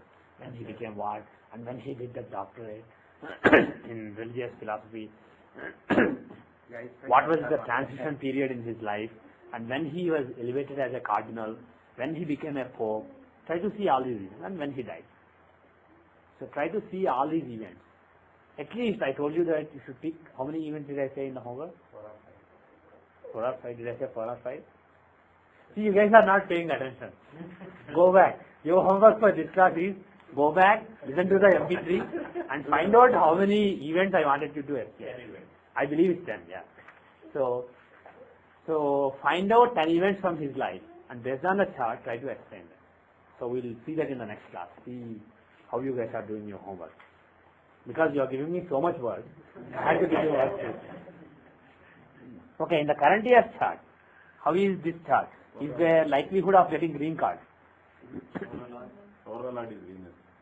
Horolot is Venus, Shukra. Okay. What is Shukra's agenda? He is the 6th Lord, he is the 11th Lord, he is in the 7th house. So, what?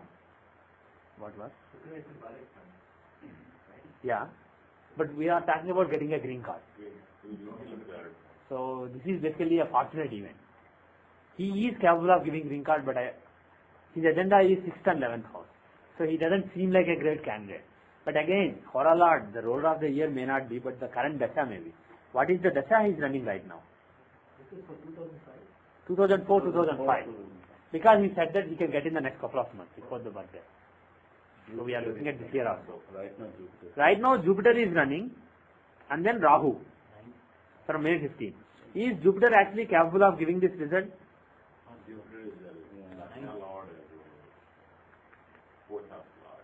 Yeah. See, Jupiter in the Rashi chart is in 9th house. So that could show fortune, that could show dharma. Basically 9th house from Lagna is Dharma. So during this period, he may become dharmic. Not that he is otherwise not, but he may become dharmic. More dharma, more good work, more ideological work in the world, more righteous work, more pious work. All those things. Pardon me? Much longer hair. He has all he needs is with that face and that hair. All he needs is a big one Rudraksh, a big Rudraksh mala. He will pass for a sadhu. Okay, jokes apart. Okay, Jupiter. If you look at D4, because this is the chart of the Bhagya. This is the overall chart, physical existence, Rasi. Chaturthansya is the Bhagya chart, the chart that shows your Bhagya. What is Jupiter's agenda here? He is the Bharkesha, good, but he is in the 6th house. So, do you see a strong chance of getting green card in Jupiter Dasha? Overcoming obstacles. The Arudhas is associated with our A2 and A8.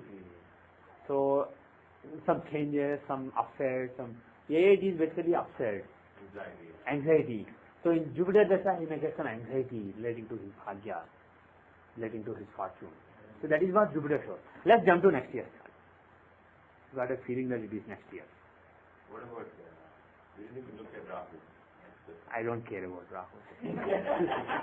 He's the Maitreyi character. Yeah, right. So let's look at Rahu. Sriram has a good point. Rahu's Dasha runs for a few days at the end of the year. And Rahu is in the 2nd house, he is the 6th lord. Not too impressive. Forget it. Okay. Now, let us see next year's chart.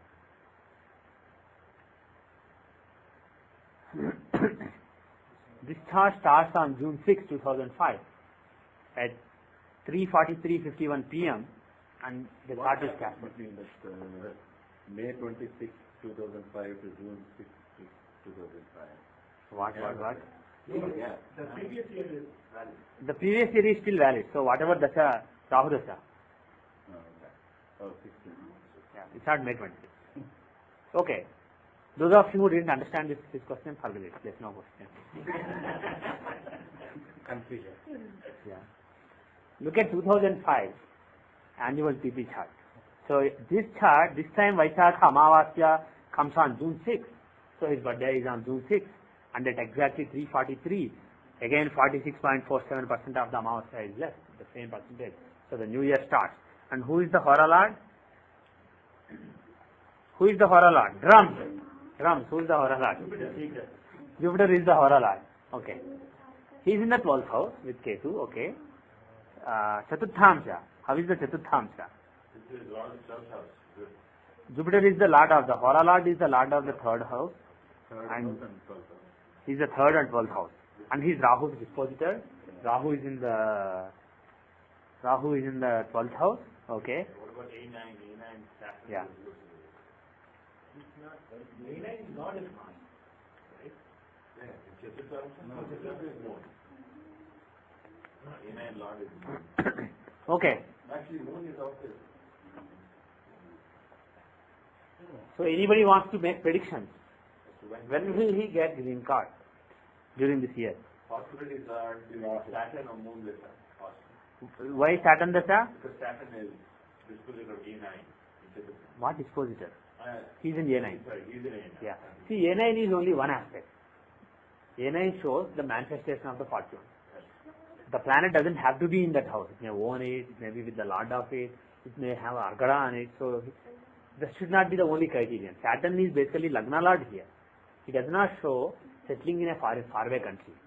Or because he's Lord of Lagna and second house. He is Lord of Lagna and 2nd house. But he can give, because his A9 is also. He will give some fortune, but it doesn't have to be green card. Green card is not the only fortune that you can get. And being the Lagna Lord, his agenda is Give him new beginning. to give him a new beginning. Also, Lagna shows birthplace. And the 12th house shows faraway country, not Lagna. So Saturn being associated with Lagna, he can give some fortune relating to his own motherland. He can have something in the motherland, buying something in the motherland or something like that, but not necessarily a green card. So don't just go by A9. That is one of the many factors. Look at all the factors. 12th house. Who is in the 12th house? Rahu. Rahu is in the 12th house. See, this is very interesting. The Karaka for going abroad, Rahu, he is in? He's sitting in the house for giving the foreign land, staying. Yes, staying in a foreign land. So, And he also has Rasidrishti on the 9th house. yes, he has Rasidrishti on the 9th house. So, if you looked at this chart, if this person, let us say this person did not go to US before, he was still in India. Looking at the Hora Lord Jupiter in the 12th house, along with Ketu, looking at the Lagna Lord Venus in the 9th house, looking at that Rahu in the 12th house here, and Hora Lord Jupiter, the ruler of the year, is the owner of the 12th house. Looking at all these things, you can conclude that this year he will go abroad. If he was already in India, if he was still in India. And here, all these combinations show that he will get green card during this year. Because we were looking at the Prachanta Dasha, we were looking at a couple of years of period, right? So one thing that we can conclude right away is, this is likely to be the year when he will get his green card. But now when? Is it going to be Rahu Dasha or Venus Dasha? Or Sun Dasha? Or Moon Dasha?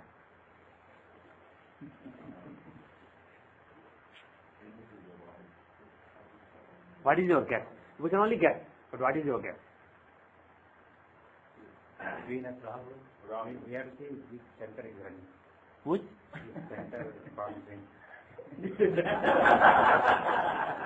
Which center of transit? Let's just take Lagna.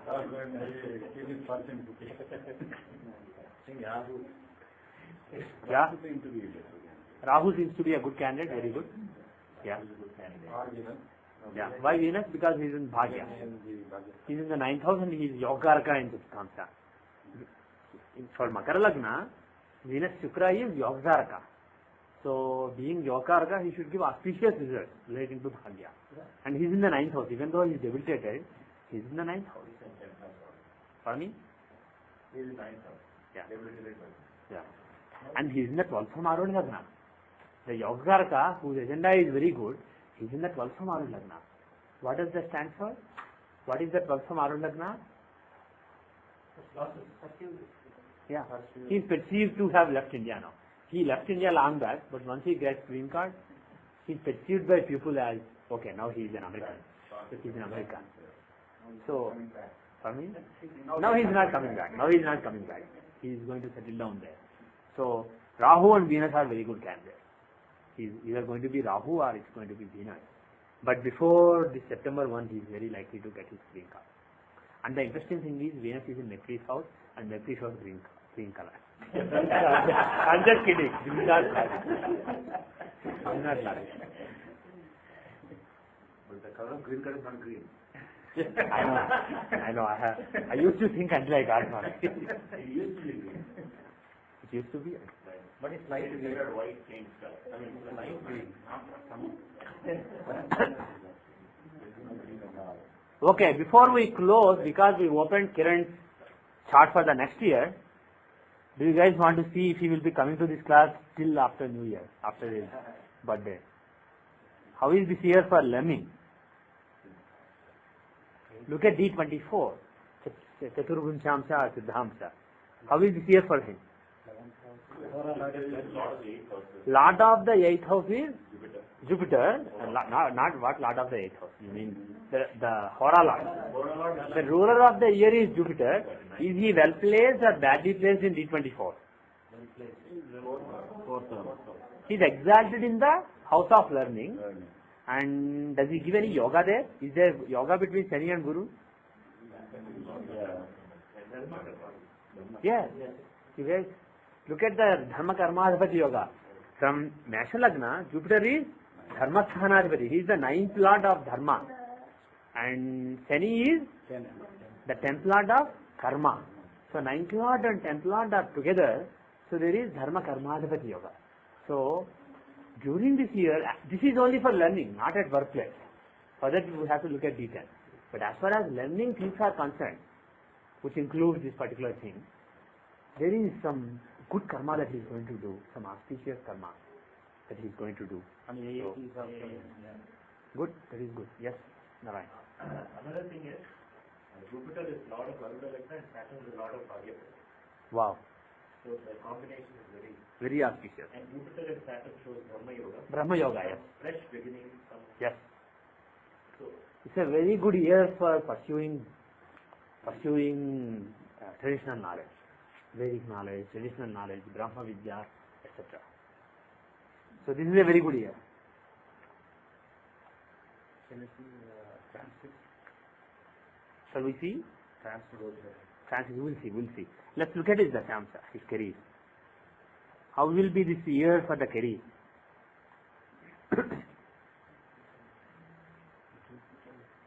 The Horalad Jupiter, the ruler of the year, is in 10th house. It's a good house for Jupiter. Basically, he will be doing very wise. He will be very wise at his workplace. Whether people see him as wise or not is a different thing. But he will be wise. Because from Lagna, from ascendant, Jupiter is in the 10th house. He will be very wise. Now, there is a Dharma Karma Adhipati Yoga here also. Not only in G24, but look at Venus Mercury. The 10th Lord Venus and the 9th Lord Mercury are together, and oh my God, they are opposite Saturn.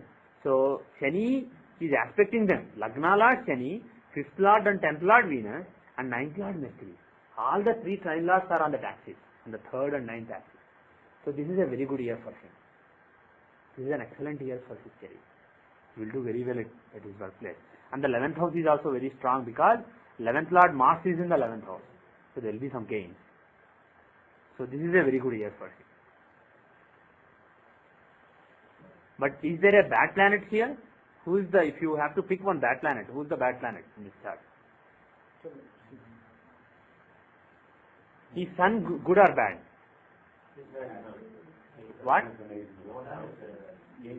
So Sun in the 8th house is generally bad, but if Sun is in own house, is it bad? Sun in the own house, in the 8th house? Yeah. If the 8th Lord is in 8th house, what is the name of that yoga? Not Narayan, no. You've been talking too much. Keep quiet. Good guess. Second guess was right. No. Finally, which is the one that I said correct to? Sarala. 6th Lord in 6th is Harsha, 8th Lord in 8th is Sala, 12th Lord in 12th is Vimala. Okay. Remember the order. Harsha, Sarala, Vimala. Okay, so there is Sarala Yoga given by Sun. What is the result of Sarala Yoga? 8th Lord in 8th. What does he make the person do? he's straightforward. Sarala means straightforward. Straight line, yeah. Sarala Dekha, yeah. Sarala means straightforward.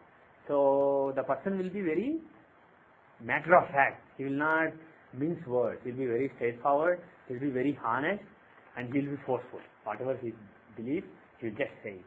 Should we see Sun whether it is in Yama Amsa? That means You guessed it right. How did you guess it? Good intuition. Even more So it is even more. Sun is in Yamamsha. Sun is in Yamasamsha. So the planet in the 8th house who shows straightforward and honest nature. He is in Yamasamsha. Yama is, what does Yama stand for? He is the Lord of Dharma.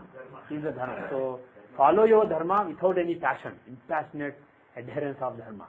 Very straightforward. Discipline and no emotion. So he will be very unemotional, and Sun, whatever results Sun gives, he will give in a solar way.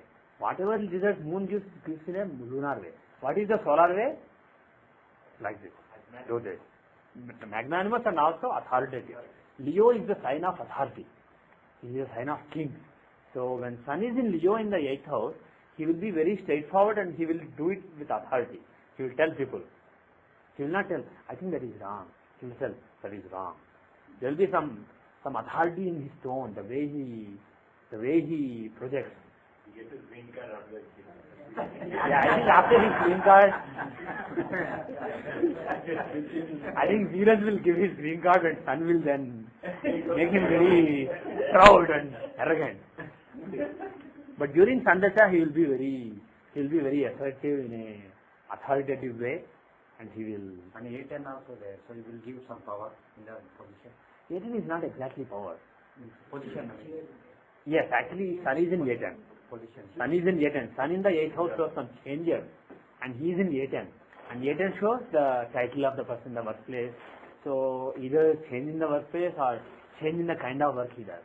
So some kind of promotion, etc. is possible. Assuming that everything is accurate, Ghatika Lagna is also there. So Ghatika Lagna shows promotion, but you can't be 100% sure that this is accurate.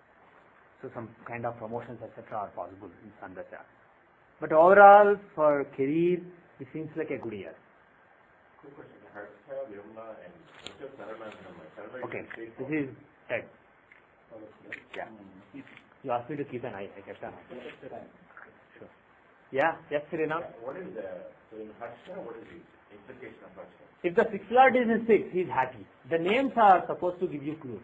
That is how the names are decided. They don't select, they don't just go to the dictionary and select a random name. So Harsha means happy. Cheerful actually, not more than happy, it is cheerful. That is the correct word. So planets in Harsha Yoga, 6th house, what does it stand for? Overcoming difficulties. Overcoming difficulties. And such a person, if the 6th Lord is in 6, he will overcome obstacles very cheerfully, or he will not have any obstacles to overcome at all. So it makes the person very cheerful. I know a few people who have Harsha Yoga, they are very happy-go-lucky. They don't care anything about anything. Take it easy. They are just take it easy kind of people, very, very happy always, very cheerful always, very optimistic, very positive. That is the result. But again, you have to make modifications based on who the planet is. For example, the guys I know with Harsha Yoga, those are Jupiter, Venus guys. If Mars is the 6th Lord in 6th house, it could be slightly different. It could be Same level of fear. yeah, the level of chi may be different. There may be some fire in the chi. But bottom line is 6th Lord in 6 means Harsha Yoga, cheerful. 8th Lord in 8 means Sarala Yoga, straightforward. In Telugu we say Mukku Sudika Pavatam. Basically you just do what you believe in. It's very straightforward. And Vimala Yoga means 12th Lord in 12th. Pure, very unblemished kind of people. Pure hearted. They are great givers.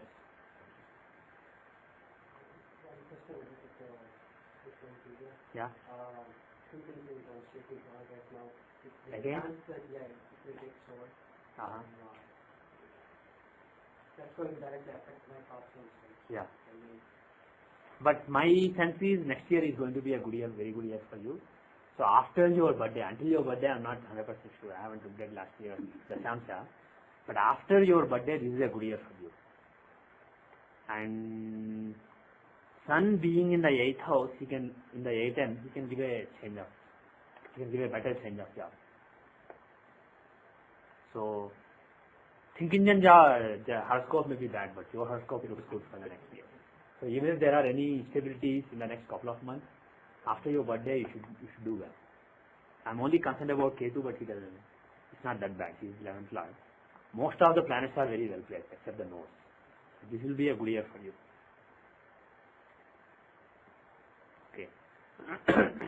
Somebody wanted to see transits. You. Okay. Let us see his transits right now. The next 45 days. Actually, I had a reservation between What question? reservation on basis. So, we can take up that. No, we can't. Sorry. we can only do so much. So let us not divert everywhere based on your need. Let us just stick to something.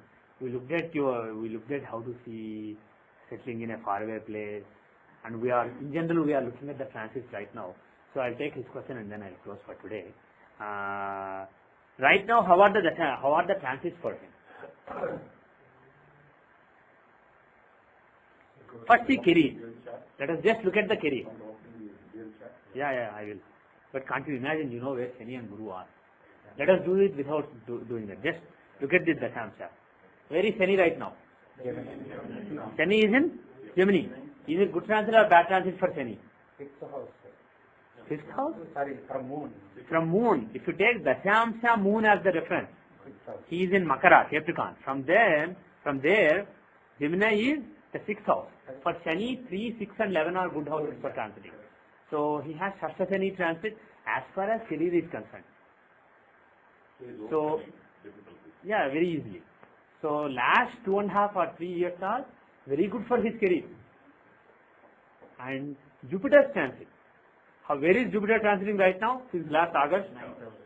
In Virgo, which is the 9th house for moon. Is it a good transit for moon? Yeah, that's a great protection. From his boss. So his career, what? From his boss or his boss is Who you?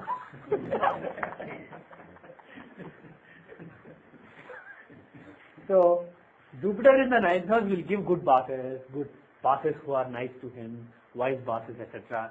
Basically, it is a good protection. So Jupiter is in the 9th house, Shani is in the 6th house. So Shani and Guru had excellent transits.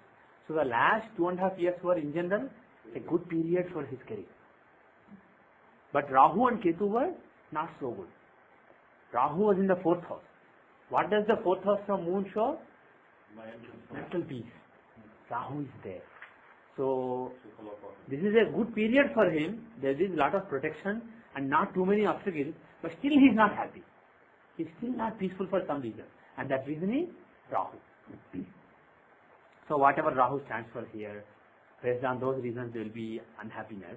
But now Rahu moved away. Ketu in the 9th is not so good. It shows some headless bosses. So in the next few months, there may be some stupid decisions taken by his bosses. At least that is how he views things. Because Ketu will be in the 9th house, and Ketu is not for Ketu transiting in the 9th house is not good. But Rahu, he moved to the 3rd house. Rahu is right now in Meena, which is the 3rd house from Makara. So he has 3rd house Rahu transit. So Rahu, Shani and Guru, all of them are favorable until September. And then Jupiter is going to move away. Saturn and Rahu will still be good. Oh, actually Saturn is moving away. Yeah. Cancer. So right now is the best period for him. If you want some promotion or something, you should ask now. This is the best period right now. And after Saturn moves away to Cancer, some of the luck he's been experiencing in karma, in career, will slow down a little bit. Saturn in the 7th house, it shows bad relations. What? Becoming Tamil. Oh, is it becoming Tamil Murti? Okay. So, But it contradicts other readings we see. from the Trivitraveša? Yeah. Not exactly, because Rahu is still good. Jupiter is still good. And those two are very important planets. So, after this period, there may be that Shani in the 7th house from moon, he can show some relationship problems at workplace. Usually he may be very easygoing with people, but for some reason his relationship with some people at the workplace may be a little affected. There may be something undesirable. As a matter of fact, if you look at his Siddhipravesh also, there are indications. I was saying that Rahu and Ketu are the planets I was concerned about. Other planets are good. Let's go there. See, Rahu is in the 7th house. If you look at his Dashamsha for the next year, Rahu is in the 7th house. Is it a good house for Rahu to be? No. If Rahu is in the 7th house, it means some relationship problems, or if somebody is in business, some business problems, some bad desires, etc. And that's exactly what Saturn there shows in the transit. So there is actually a common correlation between the Siddhipravesha and the transit. So overall, my sense is you should be careful the way you behave with other people, and you should make sure that you don't strain any relationships, especially after your birthday, after May, and particularly after your birthday. But this will be a good year for you. This is a fortunate year for you. And you know what? When the new year starts, when does it start? June. See, this is in India time. Let me change the time zone so that we get in current time. So as per India time, it is on June, as per Boston time, it is June 6, 2005, morning 6:51 a.m. So on the morning at 6:14, half hour before that and half hour after that, if you pray, that will be an auspicious start for this particular year that is going to come. And who should you pray to? Durga. Why? Oh, you will be in India? So the original time was right. So find out the time. I will not do it again. Find out the time. whatever the time, yeah, it will be 2.5 hours earlier. So whatever the time was, whatever the time is, at that time, pray to Jupiter is the Hora Lord. Jupiter is the Hora Lord. And if you are particularly concerned about career, then who should you pray to? See, I say that this is the best yoga. Dharma Karma Artha yoga given by Venus and Mercury. This is the best yoga in the chart, in your, as far as career is concerned. And they are in the 5th from Aruh Lagna also. Dharma Karma Artha yoga in the 5th from Aruh. What is 5th from Aruh Lagna? 5th house is the house of ability. Aruh Lagna is image. So it is the abilities you are seen by the world to possess. The world's view of your abilities. So that's a very important house. In that house you have a Dharma Karma Artha yoga given by Venus and Mercury. Venus and Mercury combination definitely shows Lakshmi Narayana. So go to some Lakshmi Narayana temple because it is daytime. Is it daytime? Yeah, daytime. Evening. So go to some Lakshmi Narayana temple. Get a puja done. Get a puja done to Lakshmi or Narayana or both, probably both. And then also pray to Jupiter shows Jagannath. So for Jupiter, pray to Jagannatha. Go to a Lakshmi Narayana temple, get a puja done, and you pray to Jagannatha.